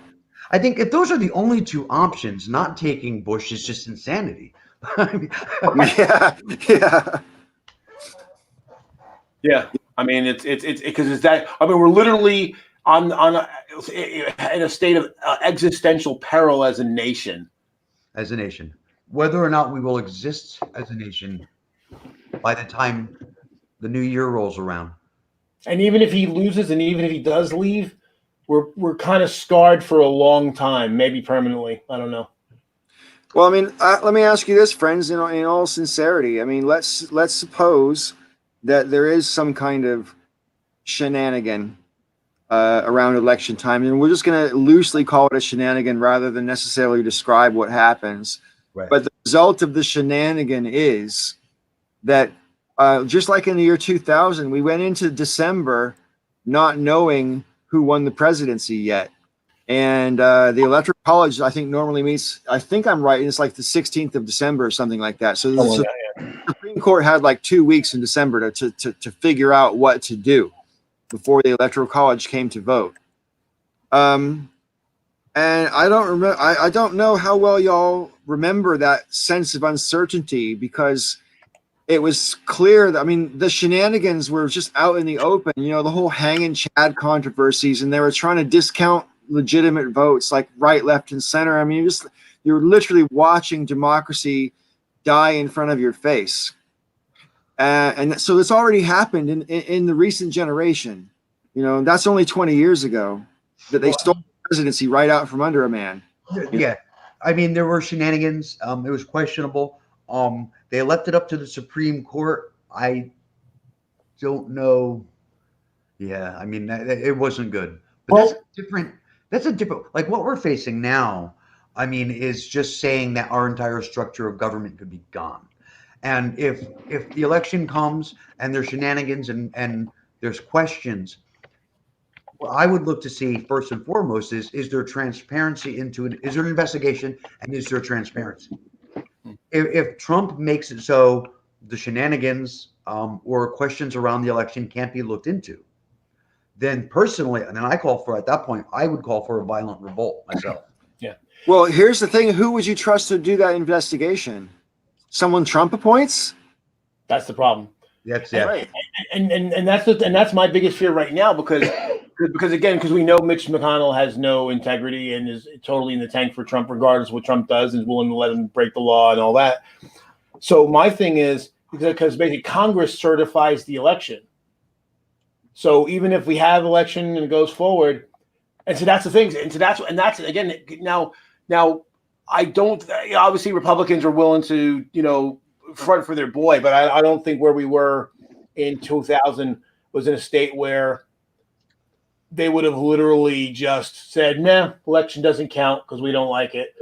We're there, and so I'm really, I mean, if it doesn't happen, no one will be happier than me. But yeah, I mean, we're literally at that point where we would actually need to actually start thinking about do we have to revolt because the problem too with the one problem with the comparison with Florida is that Al Gore did himself no favors by asking for a selective recount. He opened the door. He handed his enemy a sword. So he started a process that appeared corrupt. And so then when the Republicans went corrupt on the other side, they had no moral high ground from which to point at it. If they had just said we want a statewide recount as allowed by law, they couldn't have fought it. It would have just happened because it's it was automatic if you request it, and that would have just been the end of the process, and then the process would have played out. So by playing shenanigans, his own little bit of shenanigans, Al Gore wasted weeks that could have been spent doing the count. So I think that's why the Republicans were willing to kind of put their finger on the scale. They're like, "Oh, you're willing to play dirty? Well, we can play dirty too. Fuck you." All right. So we got out shenaniganed, basically. Yeah. But here's my thinking about the current upcoming election, and I'd like to get everybody's opinion about this because on Twitter months and months ago, maybe even last. I reacted to something Bill Maher had said on his show about, what if Trump doesn't step down? And I'm like, hang on a minute, shut the fuck up. That's not an option because all you have to do, whether it's Biden or whoever wins, if a Democrat wins the nomination, whoever that person is, and Trump says, I don't accept this election result for reason X. Yeah, it doesn't matter. All you have to do is show up with the Supreme Court justice, the head of the Supreme Court on inauguration day, and swear that fucker in. You don't need Trump's permission to do that. You don't. Right. You don't. You're not. We don't require his permission. Right. By noon on the 20th of January, Trump is no longer president. If he loses the election, whether he accepts it or not, if he refuses to leave, which is a possibility, then the U.S. Marshals would remove him. Would they? I mean, this is the thing we all hope and pray that they would broken down to that level. No, they would. I don't buy. I know Bill Maher is like really paranoid about law enforcement and certain agencies being in Trump's pocket, and I don't believe they are. I believe that a lot of what they're doing now, especially the Justice Department, they're doing so because he is the president. If he loses, he's not the president anymore. And they're held to a higher duty. They're held to, I mean, it's just doesn't matter how much they like him. And I don't believe they like him as much as he thinks they do. And I don't think they like him as much as people think. Well, one thing that dictators tend to do is when they get into power, they play it safe for the first little bit. And then what they start to do is they start putting their own people in positions of power. And Trump has replaced a quarter of the federal judiciary already. Even if it's ousted tomorrow, that's going to be Trump's legacy as president. Yes. What he's done to the judiciary in America. But it's deeper than that because he's also been doing it quietly in areas of the military, areas of the Justice Department, areas of the intelligence departments and stuff. But the military doesn't like him, so it doesn't matter. Like it doesn't matter what he says when he goes up on his campaign rally. What matters is what happens to the soldiers on the field, and what matters is how they're treated.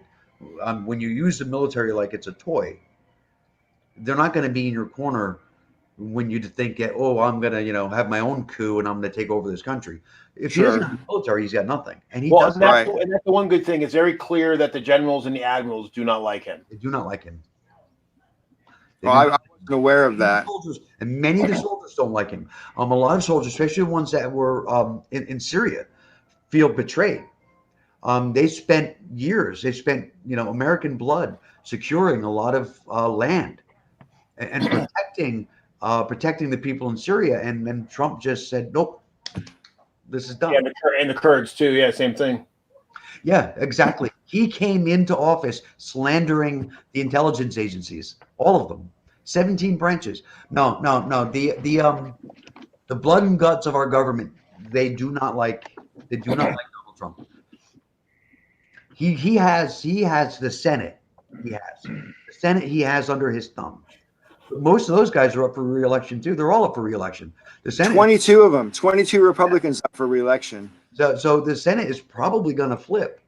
I don't know if you saw some of the more recent polls. Both Lindsey Graham and Mitch McConnell are in trouble. It's not a fait accompli, but they're tied in races that they shouldn't be close in. I just hope again it's going to come down to turnout. If the turnout's big on our side, then our side's they'll be out, and that will be the best day ever. Get Trump out, get Mitch McConnell, get Lindsey Graham out. But Lindsey Graham is like, I don't know what Trump had on Lindsey Graham or what he offered him or whatever he gave him, but he went from being a Trump hater on Thursday, he went golfing on Friday, and he was sucking Trump's dick on Saturday. Yeah. Lindsey Graham's interesting because, never agreed with his politics at all, not even close, but he was always seen as a man of principle. He was always, he was friends with John McCain, for Christ's sake. This was a guy, he was a lawyer. He's principled. He's a real Republican. Now he's part of the lunatic fringe. I got to jump in about Lindsey Graham there, really, because I don't know if you guys have seen the recent Joe Biden ad where this is the second time that I've seen Joe Biden ads where Joe Biden's attacking Trump from the right, and in this particular ad, what he's doing is he's showing what these Republicans like Lindsey Graham said about Trump before he was elected. Then they're saying what these Republicans like Lindsey Graham said about Joe Biden before he was running for president. And they all have all this massive, it's not just him, it's a list of Republicans. And it's all the same ones say the bad things about Trump, or all the same ones who are saying the good thing about Biden. Now, here's the thing. I kind of get it from a political standpoint that with the point he's making, and the ad has its merit and it makes it a legitimate point. But in this political climate, is it really the right idea for the Democrat to keep hitting the Republican from the right? Yes. Absolutely. Is it? Yes. Absolutely. Yes. I don't know. I live so far away. I'm disconnected. So I have to defer to your personalities and your point of view. But I have to say, it doesn't seem like that from over here. It just doesn't. Because Biden has to appeal to a specific brand of Republicans. He has to have some appeal with the establishment Republicans, with the moderate conservatives who would never in their life vote for a Democrat, but who are completely disgusted with Trump. Right. So he can't keep them home. Many of them will stay home. He needs to bring them out because it's not enough to win. It's not enough to win because there are more Democrats than there are Republicans, and there are more independents who lean left, and then there are everything. Mm-hmm. So people who would be inclined to stay home, the Bernie type progressives and the Jill Stein progressives, the conservative moderates who would never vote Democrats, Biden has to bring all of them out because it's not enough to win. He has to destroy Trump. He has to nuke him from orbit. Right. Okay, I respectfully disagree. As far as I'm concerned, if he wins by one electoral college vote, he wins. No, End of story. It's not enough. End of story. It's not enough. It's not enough. No, it's enough. No, it's not. No, we can't allow that narrative to even get any traction. Here's why. If he Here's wins why. the popular vote and the electoral college, even if it's by one electoral college vote, game over. It's not enough because if It is. It is. It's in the law. We have to have a country of laws, or there's no point having an election at all. Law hasn't mattered for the last 4 years. Do you think it's going to matter for this election? The problem is not only do you have to defeat Trump, you have to defeat Trumpism. You have to, there's an entire ideology that's tied. It isn't just, people aren't just, oh, they're voting because they like Trump. There's an entire ideology that's tied up with Trump that includes people storming into state capitals with machine guns. I Right. mean, there's an entire culture that's involved, and it needs to be extinguished. It needs to be completely destroyed. Right. Biden's doing absolutely nothing for down ballot races. It's true. Unfortunately, that is true. Yeah. So So far, it's early. It's early. It's early. and also, Paul, I would like to also point out is just because he's advertising that way now, that's not the only campaign ads they're going to put out. So Right, thank God. they're gonna go from the left and the right. Because I mean, he's already partnered with Bernie. He's Right. partnered with Bernie, Right. and he has already altered some of what he's talking about his platform to be be more in line with Bernie Sanders. I'd still rather see Bernie, but whatever. That's my Right. Bernie is not gone and forgotten. He has already influenced Joe Biden's campaign. So Exactly. Biden will be going at Trump from the left. But you know who else is going at Trump from the left? Republicans. The Lincoln Project. If you hadn't I saw seen that. it is attacking Trump from the left by Republicans. And it's brilliant and it's beautiful. And it's a play on Reagan's Morning in America. It is a fantastic ad. Right. Almost brought a tear to my eye. Well, and I just want to say one thing real quick because I gotta drop out. But the other thing too is to remember is that there are a lot of people, and this is one of the reasons why I think that, as we said last week, I'm not going to get into who said what or what the DNC was trying to do, whatever. You think what you think, I think what I think, whatever. But the fact of the matter is, with the exception of 3 states, Bernie never got more than 35% or 36%. The reason why I think his message, I think, what might have otherwise been more popular this time than it had shown to be, is because things are so batshit crazy right now. People, they don't want big change. They want to return to normalcy. And Right. Joe Biden, he's establishment and boring. People are like adult and boring, huh?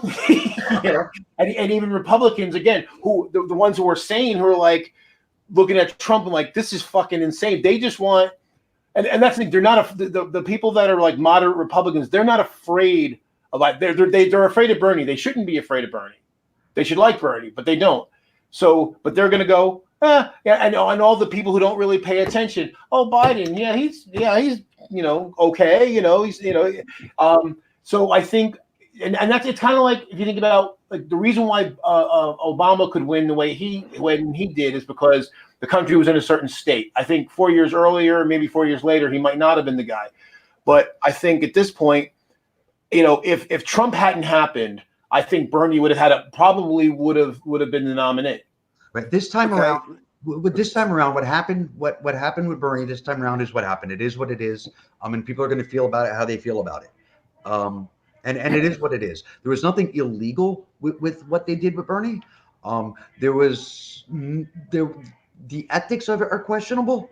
And who instigated it is kind of heartbreaking, but because it was Obama. But it is what it is. And like I said, no laws are broken. So it's kind of like all's fair in love and war.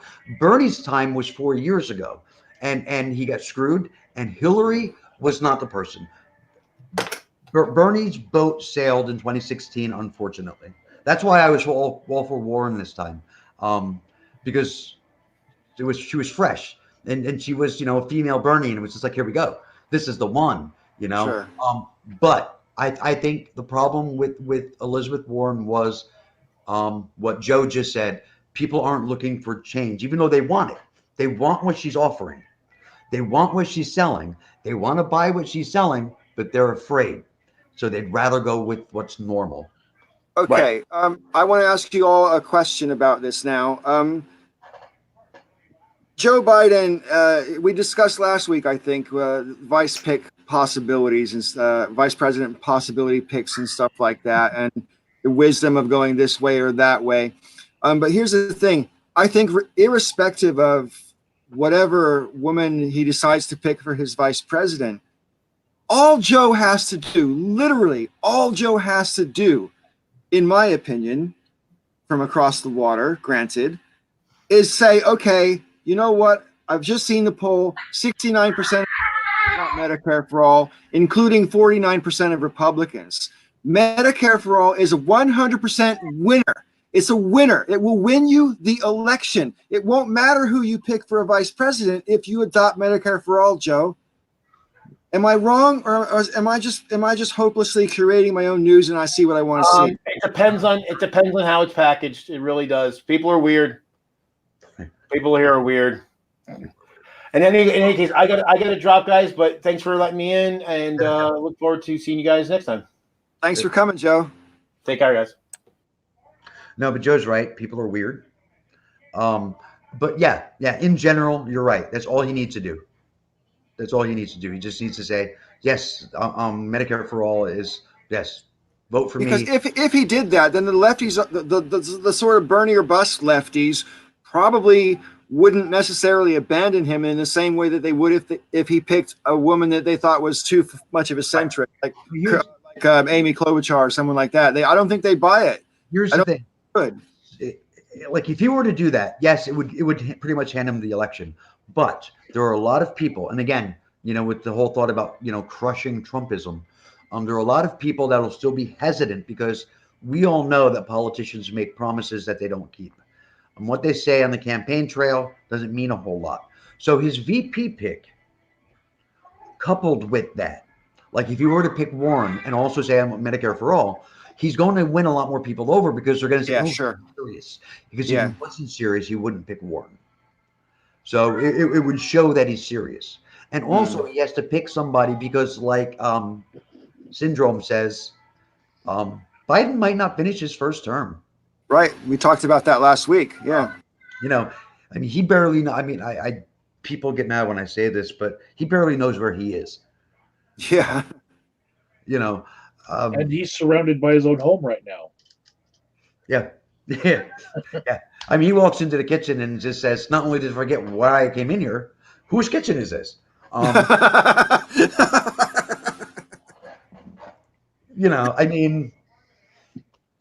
When your senior moments start spreading into hours, so. Well, this is why, I know it is what it is, and I'm not arguing necessarily to replay the primaries or anything like that. But this is why anytime I talk about November, I am not assuming from 6 months out that it's even going to be Joe Biden. And on that thought, they've been trial ballooning the idea now, probably for about the past 2 months, about whether Joe Biden might decide to pick Hillary Clinton as his vice presidential running mate. Now, I think to do so would be to guarantee his loss. I agree. Do you think the same, Michael? That's what I'm seeing. Right. Because, the argument will be, hey, she got 3 million more votes. It'll be even better this time, blah, blah, blah. And that way, if Joe has to bow out for whatever reason X is, she'll be ready. Like in a normal world, that might seem like it's a good idea. In Clinton world, it comes across as a conspiracy. It is a conspiracy, though. It would just be a way to shoehorn her in. There's no excuse for. That's exactly it. Because way before Election Day, everybody would be like, "Oh, Joe is going to resign, and Hillary will be president, so we're going to get what we wanted anyway." That wouldn't fly. It just wouldn't fly. I think it would torpedo any chance that he had of getting elected. His best chance is Elizabeth Warren. Yeah. It really, really, really, really is. That's his best shot. That would be the best pick he could make. I have another best shot for him. And when I say it, I don't want to seem like I'm making a joke. Like I'm grabbing your shoulders right here like I'm not joking. Sarah Palin? No. No. It has nothing to do with his VP pick. Okay. Coronavirus could kill enough Trump voters to swing an election. You're not the first person that said that. So I'm looking at right in front of me on my other screen the Electoral College map of 2016. And then on another window, I have what states have reopened. And those two maps look very similar. The states that are locked down are the blue states. It's the Trump states that are largely the ones that are reopening. Now, Yeah. my state of Colorado is one of the exceptions that doesn't fit this pattern. Only 9 states are a little bit different than the way the election went in 2016. My state is different, but it was a blue state, right? But we had protesters at our capital. Michigan was a red state, and they're locked down, and they had protesters at their capital, right? So it's weird that the states that are not aligning with this pattern are the ones that have protesters in the capital that are being, the most boisterous and loud. In my state, we have this big libertarian bent. This is where libertarianism was born, and basically, even though the map doesn't align right, our governor is saying now we're in the safer at home phase, and no one can force you to leave your home, right? And what that's going to do is just, the select few people who decide to go out and get it are going to get it. But we're still like locked down basically, but just to our own recognizance. Well, I mean, I'm in New Jersey. This was the second hardest hit state. We talk like we're in lockdown, but everything is open. I mean, like if you worked in a factory, the factory's closed, you're not working. But if you work at Walmart, Walmart's open. It's full of people. There's cars on the road. The roads aren't empty. The schools are closed. But I mean, if I wanted to go buy anything, I can. I mean, there's nothing stopping me. I go to the store almost every day. So I mean, there are limits on what you can buy here, even in Walmart. This is strange. They put police tape around the video section in Walmart. We don't have anything like we're in New Jersey, and we don't have anything like that. And people keep talking about the lockdown, but we don't have anything like that. I mean, I can go buy ice cream at the Dairy Swirl, at the like the Dairy Queen. I can go do that. It's open. The diners are open. You can't eat in. But you can pick it up. All the diners are open, and this is New Jersey. I mean, we're famous for diners. The diners are open. I'll also say that 1 million people could die in New Jersey, and it would still be a blue state. Yep. Yeah, and the balance would still shift towards more Trump voters dying. In general, all of us, we're all the same. We want the same things for our families. We want the same things for our children. Overall, we're all basically the same. But there are different types of people. And states like Colorado, states like Michigan, states like Pennsylvania, believe it or not, are a different kind of person. And these are the kind of people that you're not going to tell me what I can do, even when no one's really telling you what to do. I mean, it's that libertarian streak that goes through a big section of this country. And those people are going out and, coming home and dying a couple of weeks later. Sure. I have a lot of sympathy with certain libertarian attitudes, just in general, and my political sort of projection goes in that direction, I suppose. But what I don't understand, I mean, I've been gone a long time, so I'm not surrounded by the mindset anymore. So I think a little bit outside the box that I used to think in before I got here. And one thing I've learned is Americans, we think in terms like this whole thing about locking down is being told what to do. Yeah. That is a framework that you have been taught how to think, rather than thinking I'm doing what I have to protect my family. Well, it's a thread that goes through our entire history, though. I mean, that's give me liberty or give me death. Right. I would rather die. You know what I mean? I would rather die than you tell me I have to wear a mask in public. I mean, that's not because me wearing a mask is bad in any way or having nothing to do with my safety. It's just because you told me to. It's a very spiteful kind of, oh, you said, well, then no, well, then fuck you then. What's weird is the jobs that they had that they've been told that they can't provide for their family anymore because they are not permitted to do that kind of job. They pay about on par with what the hazard type pay is at King Supers or Walmart.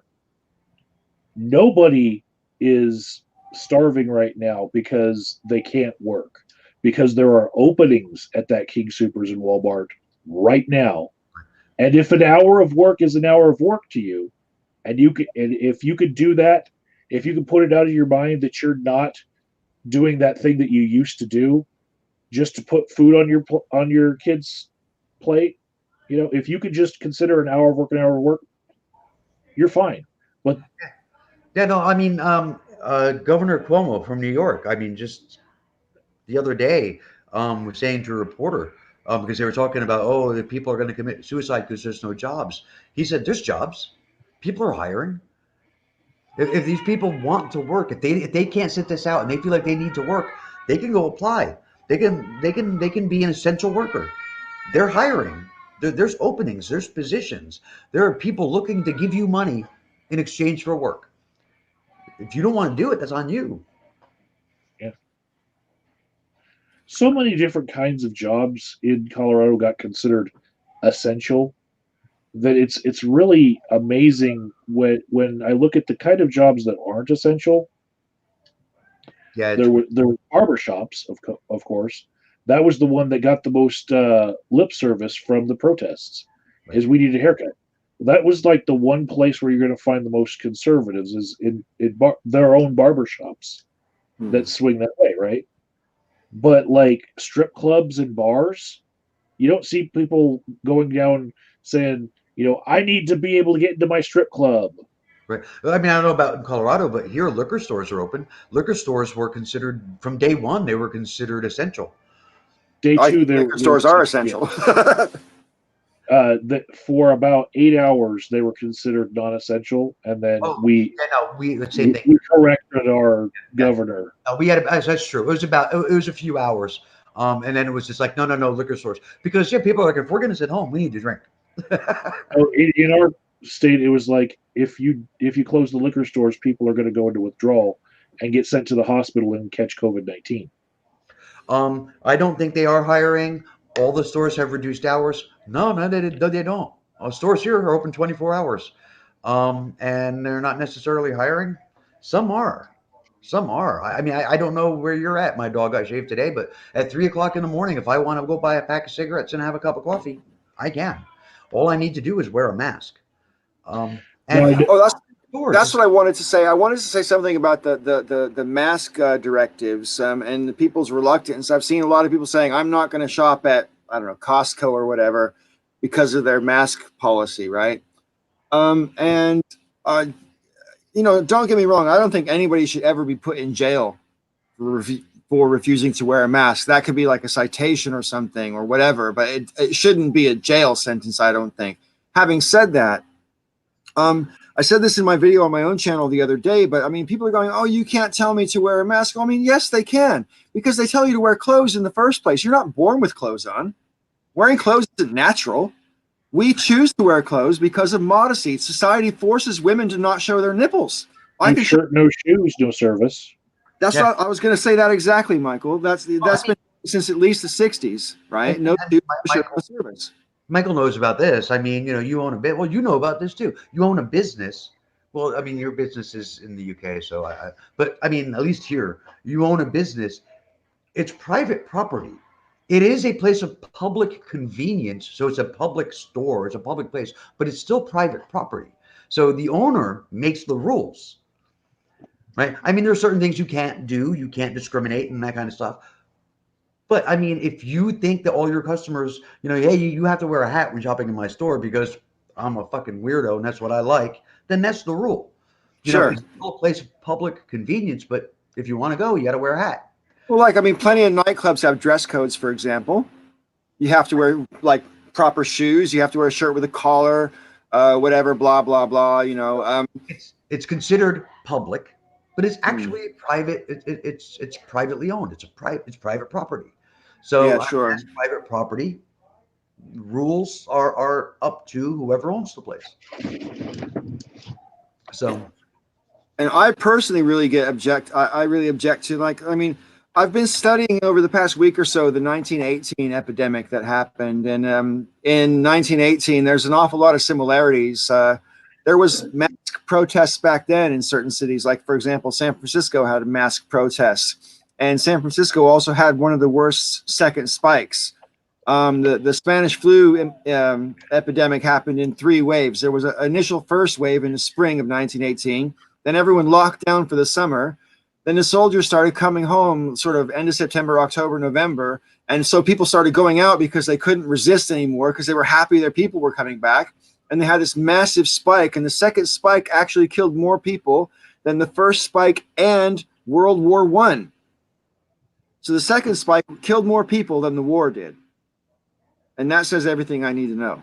And this is why with COVID-19, I said this in my video the other day as well, but I mean, everyone's assuming that it's just going to sort of dissipate or die off a little bit in the summertime, that the hot weather will somehow mitigate this disease. This disease didn't exist last summer, so we don't know if it's affected by the seasons in any way, shape, fashion, or form. That's just a huge assumption that people are making. I mean, the experts are basically saying that they expect it to kind of peter out through the summer, but then it's going to come back even bigger in the fall. And it'll be kind of like a double whammy because it's going to coincide with the usual flu season. So you're going to have people that are getting sick of the flu and dying from the flu. You're going to have people that are getting sick from COVID and dying from COVID. Then you're going to have people that have both. It's just going to be a complete and total mess. I mean, they're not saying it's definitely going to happen, but they're saying this is what's likely. And in this house, we're kind of lucky.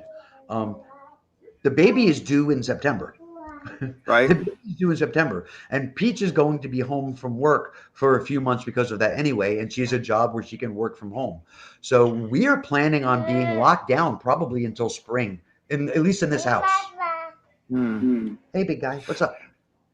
I want to ask you. Oh, sorry. Go ahead, Michael. What are you going to say?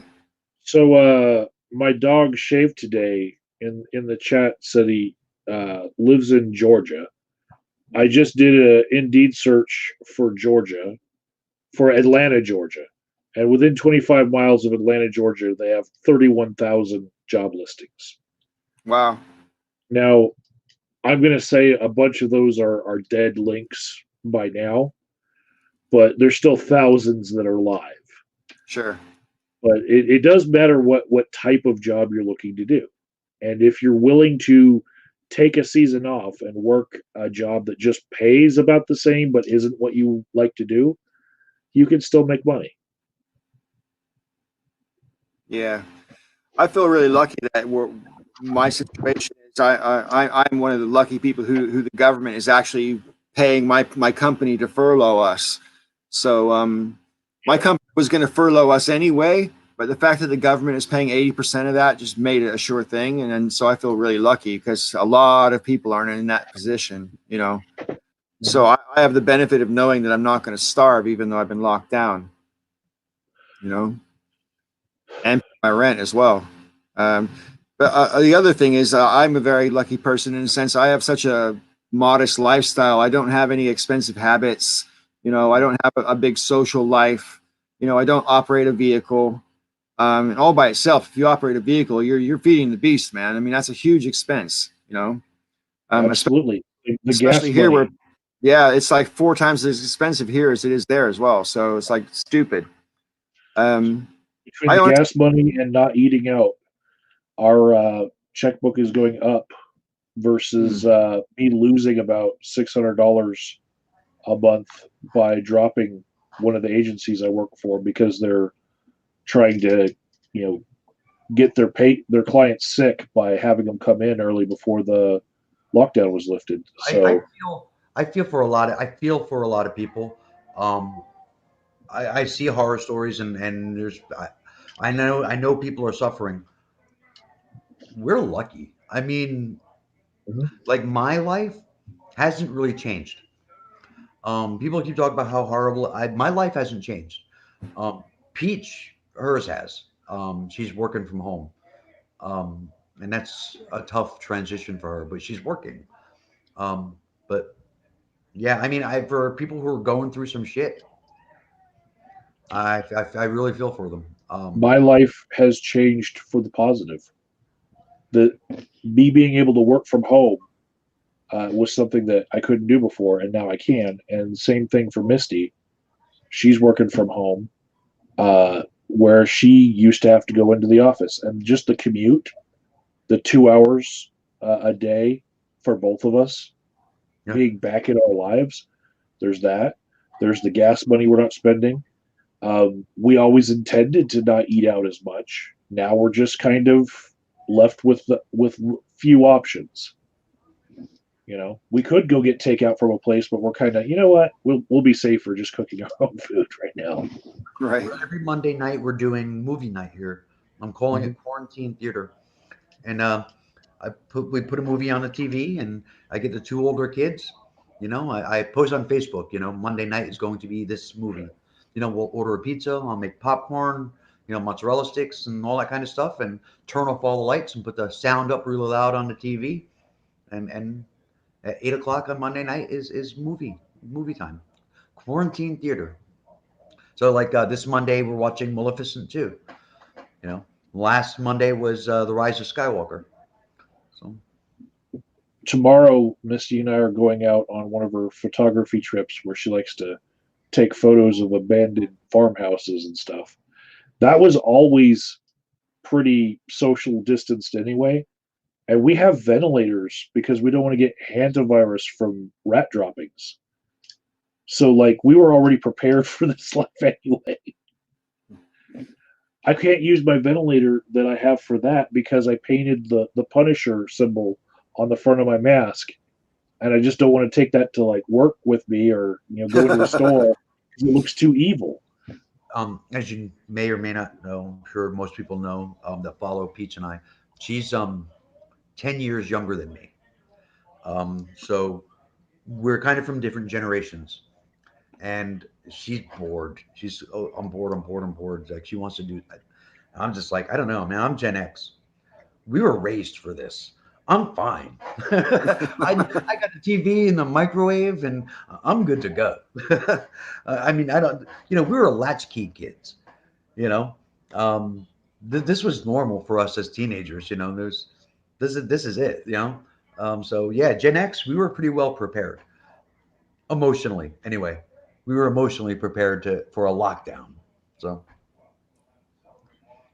I'm just at that phase in life, basically. I guess I just like, I like I say, I have over the past few years since well, for I suppose since the past 15 years since my second marriage ended, um, I just thought to myself, well, the rest of my life is gravy. I've pretty much done most of the things I set out to do when I was younger. I've either achieved them or given up on those goals because my values have changed. Like I used to want to be a millionaire. I used to want to be rich and famous and all that shit. And when I was a DJ, I really wanted to be like a 6-figure DJ and have that lifestyle and do that whole thing. But then when I became a single parent, when my first marriage ended, my values changed pretty much overnight because all that mattered to me in the world is my babies are happy and healthy and sheltered and fed. End of story. That's all that mattered to me. And anything else above that is irrelevant. My career didn't matter. As long as my kids were all right, that's all I had to worry about. So it really changed because, I suppose it might have been nice if I raised my kids with a bit more from a more affluent position than I did. But I would have missed it because I was a single dad. I had to be there the whole time. I hate it when people say you had to be both parents because I think that's not fair to the mother who's still there in their life. But she didn't live with us, obviously, and I think, when you're a father raising a daughter and a son, especially, you have to be emotionally available in a way that I think a lot of dads don't maybe get a chance to be because they're not there half the time because they're working fucking 12 hours a day, And so I was really lucky that I had my kids as many hours a day as I did, and we spent so much quality time together, and we had those emotional connections and those types of things going on.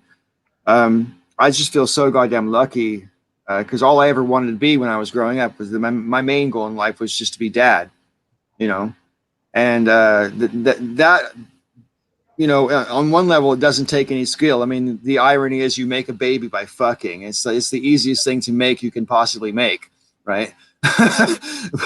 but the responsibility is completely disproportionate to how easy it is to make one.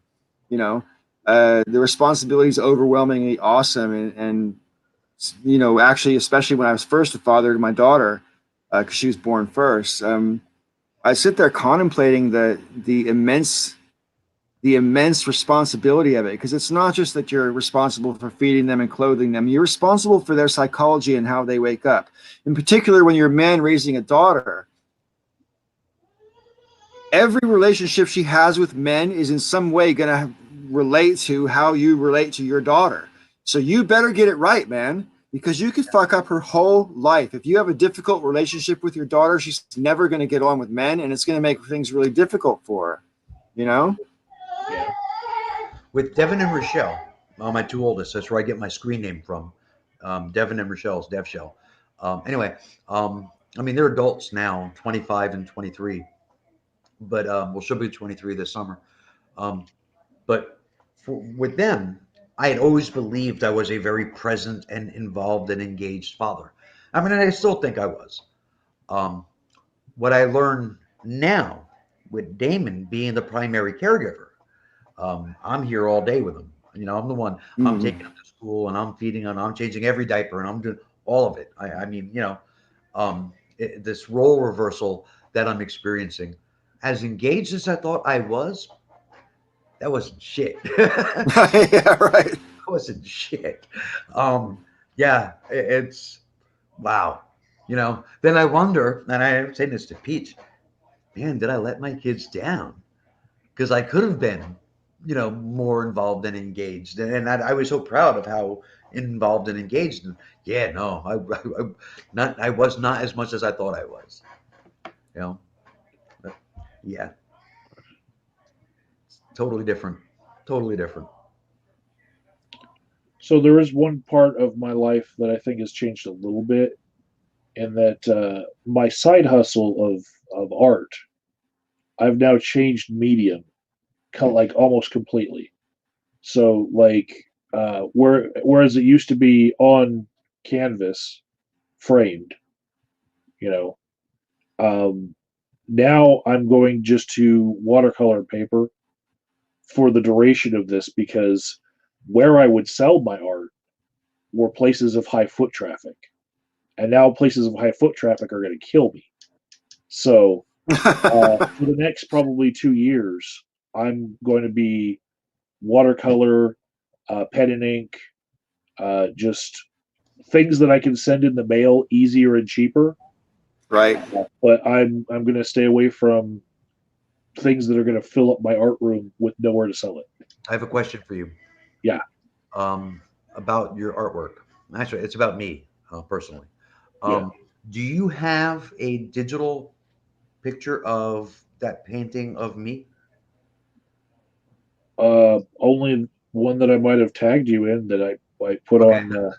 just the photograph of it that's on an angle. You don't have like a. Okay, all right. Oh well, I was hoping. I was thinking about it the other day because somebody posted a piece of art that one of their fans had done, and they were like, "Oh, look, I must be somebody on the internet because somebody did this," and I was like, "Well, somebody did that with me too." It doesn't, I mean, Christine Black painted a practically nude portrait of me. Um, Oh, yeah, it was actually I have it here somewhere. She sent it to me, um, and I'm like, I don't know what I'm going to do with this, but yeah, okay. I haven't spoken to her in a long, long time. I'm pretty sure she's a big Trump fan. No, Christine well, Black. No. I No, don't I'm know. thinking. You're right. It's not Christine Black. I'm thinking of. I'm thinking of Christine Peace. Sorry. Yeah, it's Oh, Christine. she's not a Trump fan either. Is she not? No. She used to be. Yeah, no, not anymore. No, Okay. no. She has her political views seem kind of muddled. Like she seems like she's a kind of a liberal yet very libertarian kind of. Right, sure. So I don't know. She doesn't really seem to like Trump though. Her brother does. I got into a couple of squabbles with her brother. Right. Mhm. Well, see, I don't have I don't really mix my Facebook and YouTube up very much. I mean, you guys are exceptions, and Joe's an exception, and Well, Peach you're on my and you're others, on my but YouTube because I have two Facebook accounts. You're on So do I. YouTube Facebook. I'm on what? My YouTube Facebook. Oh, okay. I You're also on have a my personal. YouTube Facebook too. I only Yeah. use my YouTube Facebook because the one that I have out there that is otherwise is for people that I knew before college, and it's public for basically for job search purposes. So You're if they Right. find that, they'll find that one and you're not find the my one friend on where I my have, huh? you're my friend on my personal Facebook. I think both actually. Probably both, but yeah, definitely on my personal one. Yeah. I got a few people because I actually had them all mixed at one time, but then some trolls started sending pornographic pictures to my kids, and harassing. They were calling my parents' house. They were posting pictures of my dead grandmother on Twitter. Um, it got really ugly and really bad. So I deleted everybody from YouTube from all my personal stuff, and I just put up this separation. But over the years, they've kind of mixed again. But Yeah. I cannot handle trolling on that sort of level. it was bad. It was really bad. They were actually sending pornographic pictures of me to my kids. Wow. Uh, So it was bad. It was pretty fucked up. Where did they get those pictures? Everybody knows I've got pictures The online. the internet never forgets. Cat's out of the bag. So Yeah, right. What What's you going- need is an OnlyFans account. well, it didn't exist then. Well, it does now, and it's just so that people can go legitimate, and the original artist can get paid. You know, Yeah, if they're gonna look at it or look for it anyway, they might as well go straight to the source. there you go. No shame. Everyone needs a side hustle. I should get me a side hustle. I like the idea of a side hustle, but I don't know what I would do. When I used to have my shop, obviously I painted a lot of paintings, and I did sell some of them, but I painted them faster than I could sell them. Yeah, And I know. yeah, right. So it gets to a point where I literally had like more than 100 paintings unsold. You know. And there's nothing for it. I had to throw so many of them away. I feel really bad about it. I'm just glad that most of them exist on a video somewhere, so at least I can look at what I did. But most of them I had to throw away, and it was really heartbreaking. When I have to thin the herd, what I do is we go to these abandoned houses and abandoned farmhouses and barns, and I put my art up in those houses. And then sometimes we go back to those places and they've walked away. That's You know, cool, actually. Other explorers pick them up, and my paintings just kind of spread. That's pretty. Oh, I'll be having that. Blink. That's kind of cool. Yeah. I Yeah. think Marilyn Monroe right there might be hanging up in a barn tomorrow. There you go. That's cool. I had asked about the picture of me because I was hoping to get a screenshot of it, but I think I have saved the one that you were talking about, the one you tagged me in. I think I have that saved, so I might post it on Facebook later, just so I can be like, hey, look, I'm somebody too. So, Yeah. When I had my shop, and I used to have paintings on all the walls of my apartment and in all the walls of my shop. Plus, I had paintings stored behind every piece of furniture and everything like that. And even yeah, I love painting so much. You keep on wanting to do more, but when you run out of space, it doesn't matter that you can still afford canvases and paint. You've run out of space, and there's literally no place else to put a painting. So I used to, when people would come into the shop and they'd be, oh, I like this painting, or oh, I like that painting, or blah, blah, blah.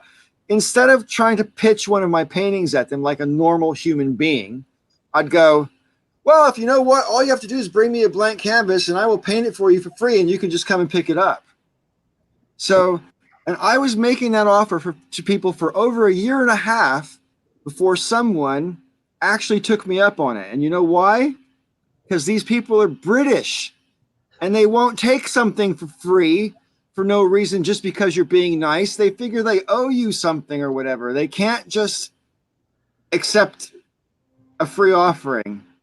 You know, it's outside the realms of, I mean, if someone offered me a very cool psychedelic painting for free, and all I had to do is buy them a blank canvas, and I say to my customers, well, you could give it any size. I don't care how big it is. I will paint that thing and give it back to you for free. And it took a year and a half before someone took me up on it. And over the 5 years I made that offer, only 4 people took me up on it. Wow.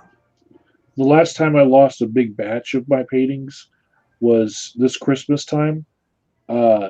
At where I work, I told all my clients that the next week we would have a white elephant gift exchange. But because of the type of clientele that I have, they don't always show up every week. So in order to cover the people who weren't there the week before who showed up that day, I had a bunch of my paintings in bags to sweeten the pot so everyone could go home with something. I lost about 20 paintings that week over all of my groups. So that's cool. Hey, Rob, do you paint or do anything artistic like that? Actually, I was when I went to school. Um, in eighth grade, I won the Teen Arts Festival, first place. Then when I went to high school, I went to Votech, so I took commercial art. I took drawing and painting 1 and 2.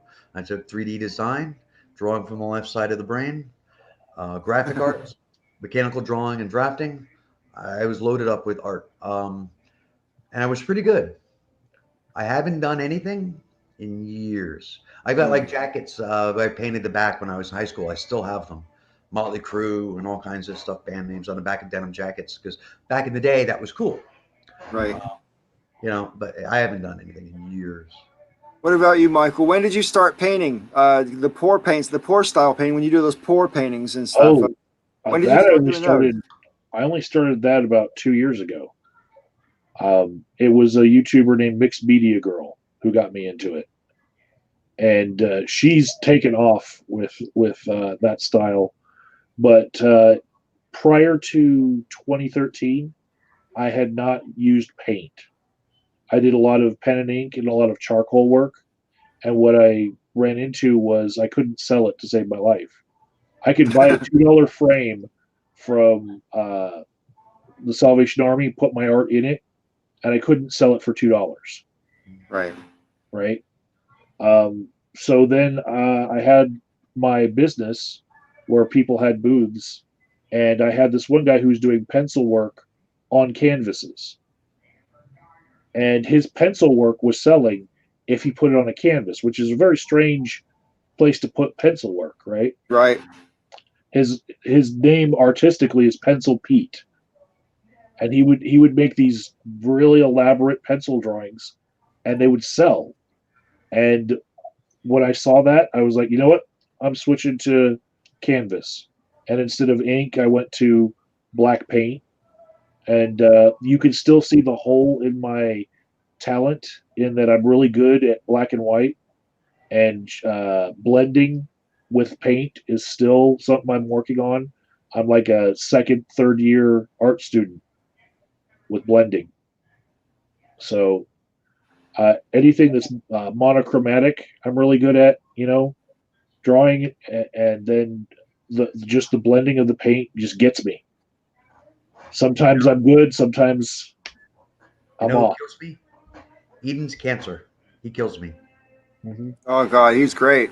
He's one of the most talented people I have ever seen. And he always has a million ideas of things that he wants to do with all of that talent. And he never really seems to follow through all the way with any of them. I mean, I don't know how many different business ideas he's come to me about, on how many different projects that he's come to me. And it's just like, dude, so where's the fruit of this labor? Where's the result? And it's just like, well, I saw to do something else. It's just like, oh my God, dude, you're like the definition of starving artist. The absolute textbook starving artist. Um, but he's one of the most talented people I think I've ever seen. Just a little scatterbrained. The only artistic thing I can remember him doing,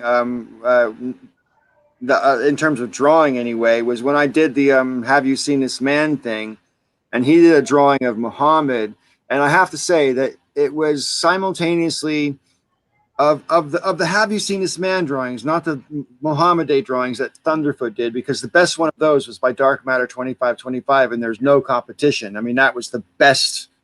It was mind-bogglingly brilliant. Also insanely talented. But the one Eden's Cancer did for my "Have you seen this man," it was really offensive. I mean, it was a nasty drawing. It was deliberately meant to be nasty. Right. And I know when he did the video of the drawing, he obviously did a time lapse, sped up. But I don't think it was more than 2 times. It didn't look like it was sped up that much. And still, the way how fast his talent was, he knew what he wanted to look like before he started. Right. Basically, he had the picture. You could tell he knew what it was going to be. And the same with Dark Matter. When Dark Matter did his for Thunderfoot, I mean, he was gonna say that. exactly where that was going. Yeah, they just take it out of their mind and put it on the paper. That's an amazing gift.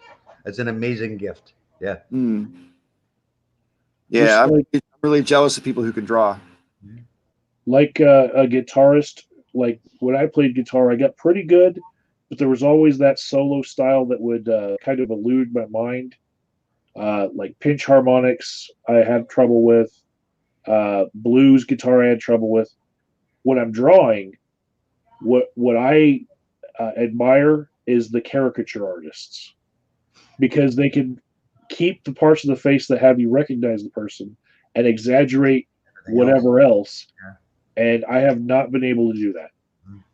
I've got so many caricatures of myself. Yeah. My son, Devin, music, well, and art. I mean, he had some stuff that he drew in high school that was put up at the county college for an art festival they had there, and I went and checked it out, and it was fantastic. And it was just like, and this is something that he doesn't do anything with, but artistically, he's again insanely talented. But his real talent is music. Like, he can pick up an instrument and figure it out and play it. I mean, he plays just about everything at this point. He writes music for drums, although he's never in his life played the drums, but he can write drum music beautifully. He has a whole bunch of stuff now. He has 2 albums, I think, out now, and an EP that he, available on Amazon. You have music on Spotify, all kinds of, different. I mean, it's just amazing, Yeah, all written and performed by him. Entire songs.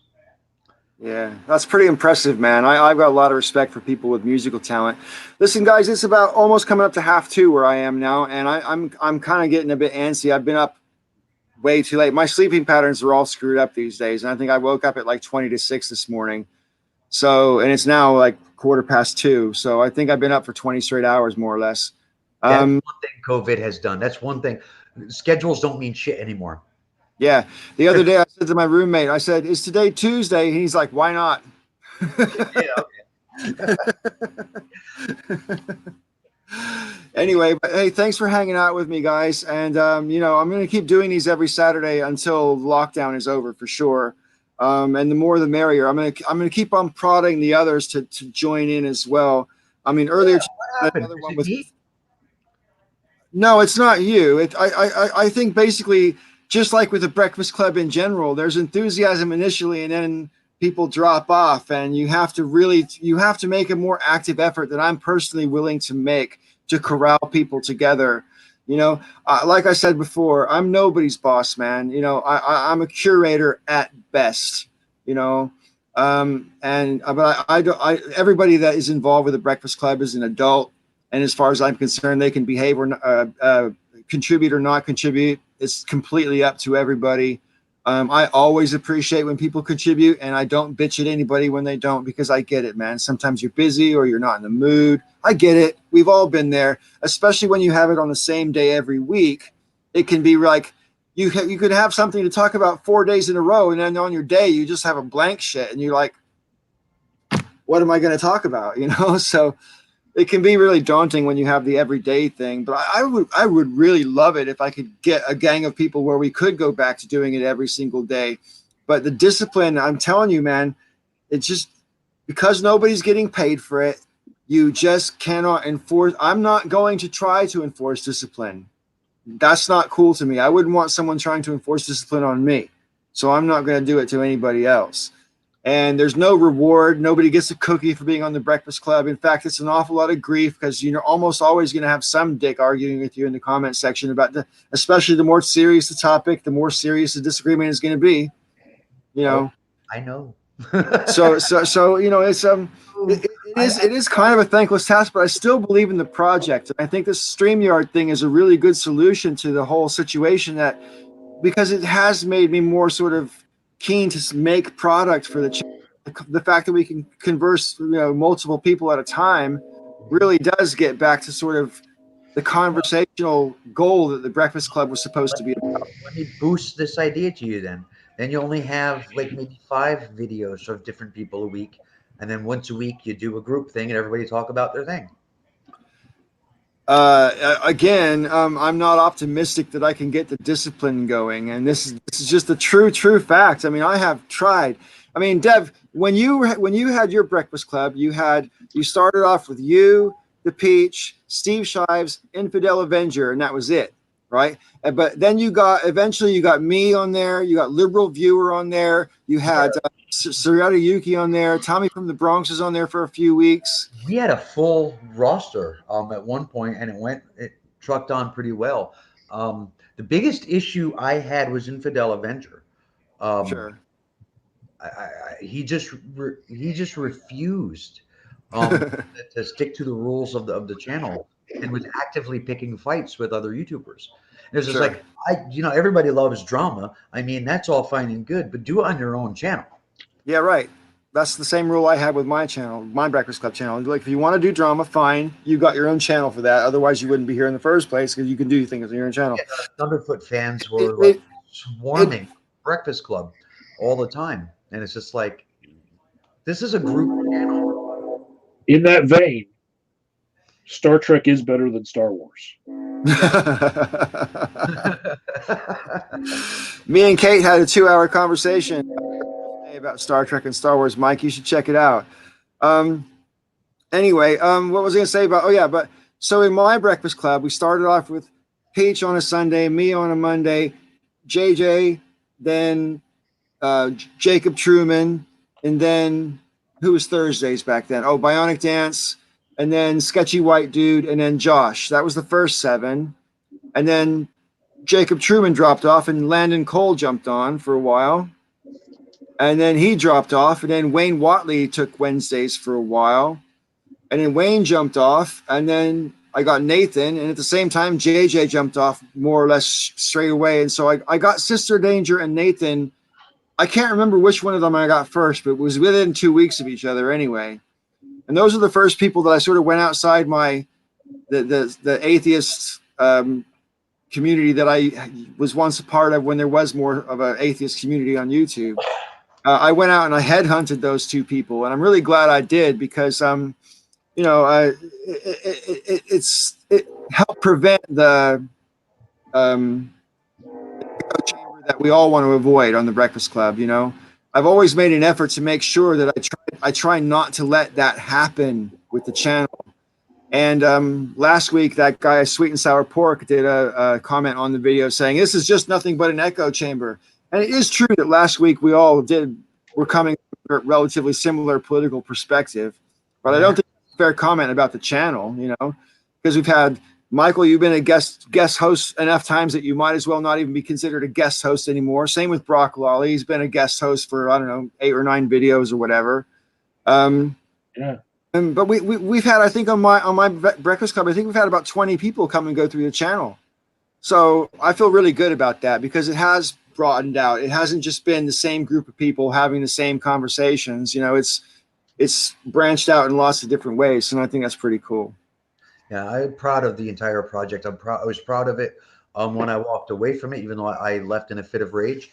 But I became even more proud of the project after you took it, because it blossomed. And it was like, yes, there you go. I mean, yes, it's a different channel because you had to rebuild the whole channel, but it was still my baby. Sure. Um, Yeah. Yeah. so so it was like watching my baby walk. Right. Yeah. Because it was doing so. It was doing so without me. And it was just like, that's fantastic. That's an amazing thing. That's how William Shatner must have felt about Jean-Luc Picard. Yeah. And Jean-Luc Picard was without a doubt better. I wasn't going there, but yeah, thanks, man. Yeah. Yeah, the old bald guy wins. Anyway, on that note, I'm going to say goodbye to the audience and thank everybody for showing up and being involved with the conversation. And I'll see you again next time. Peace and joy, everybody. I'm going to end the broadcast. And we are out.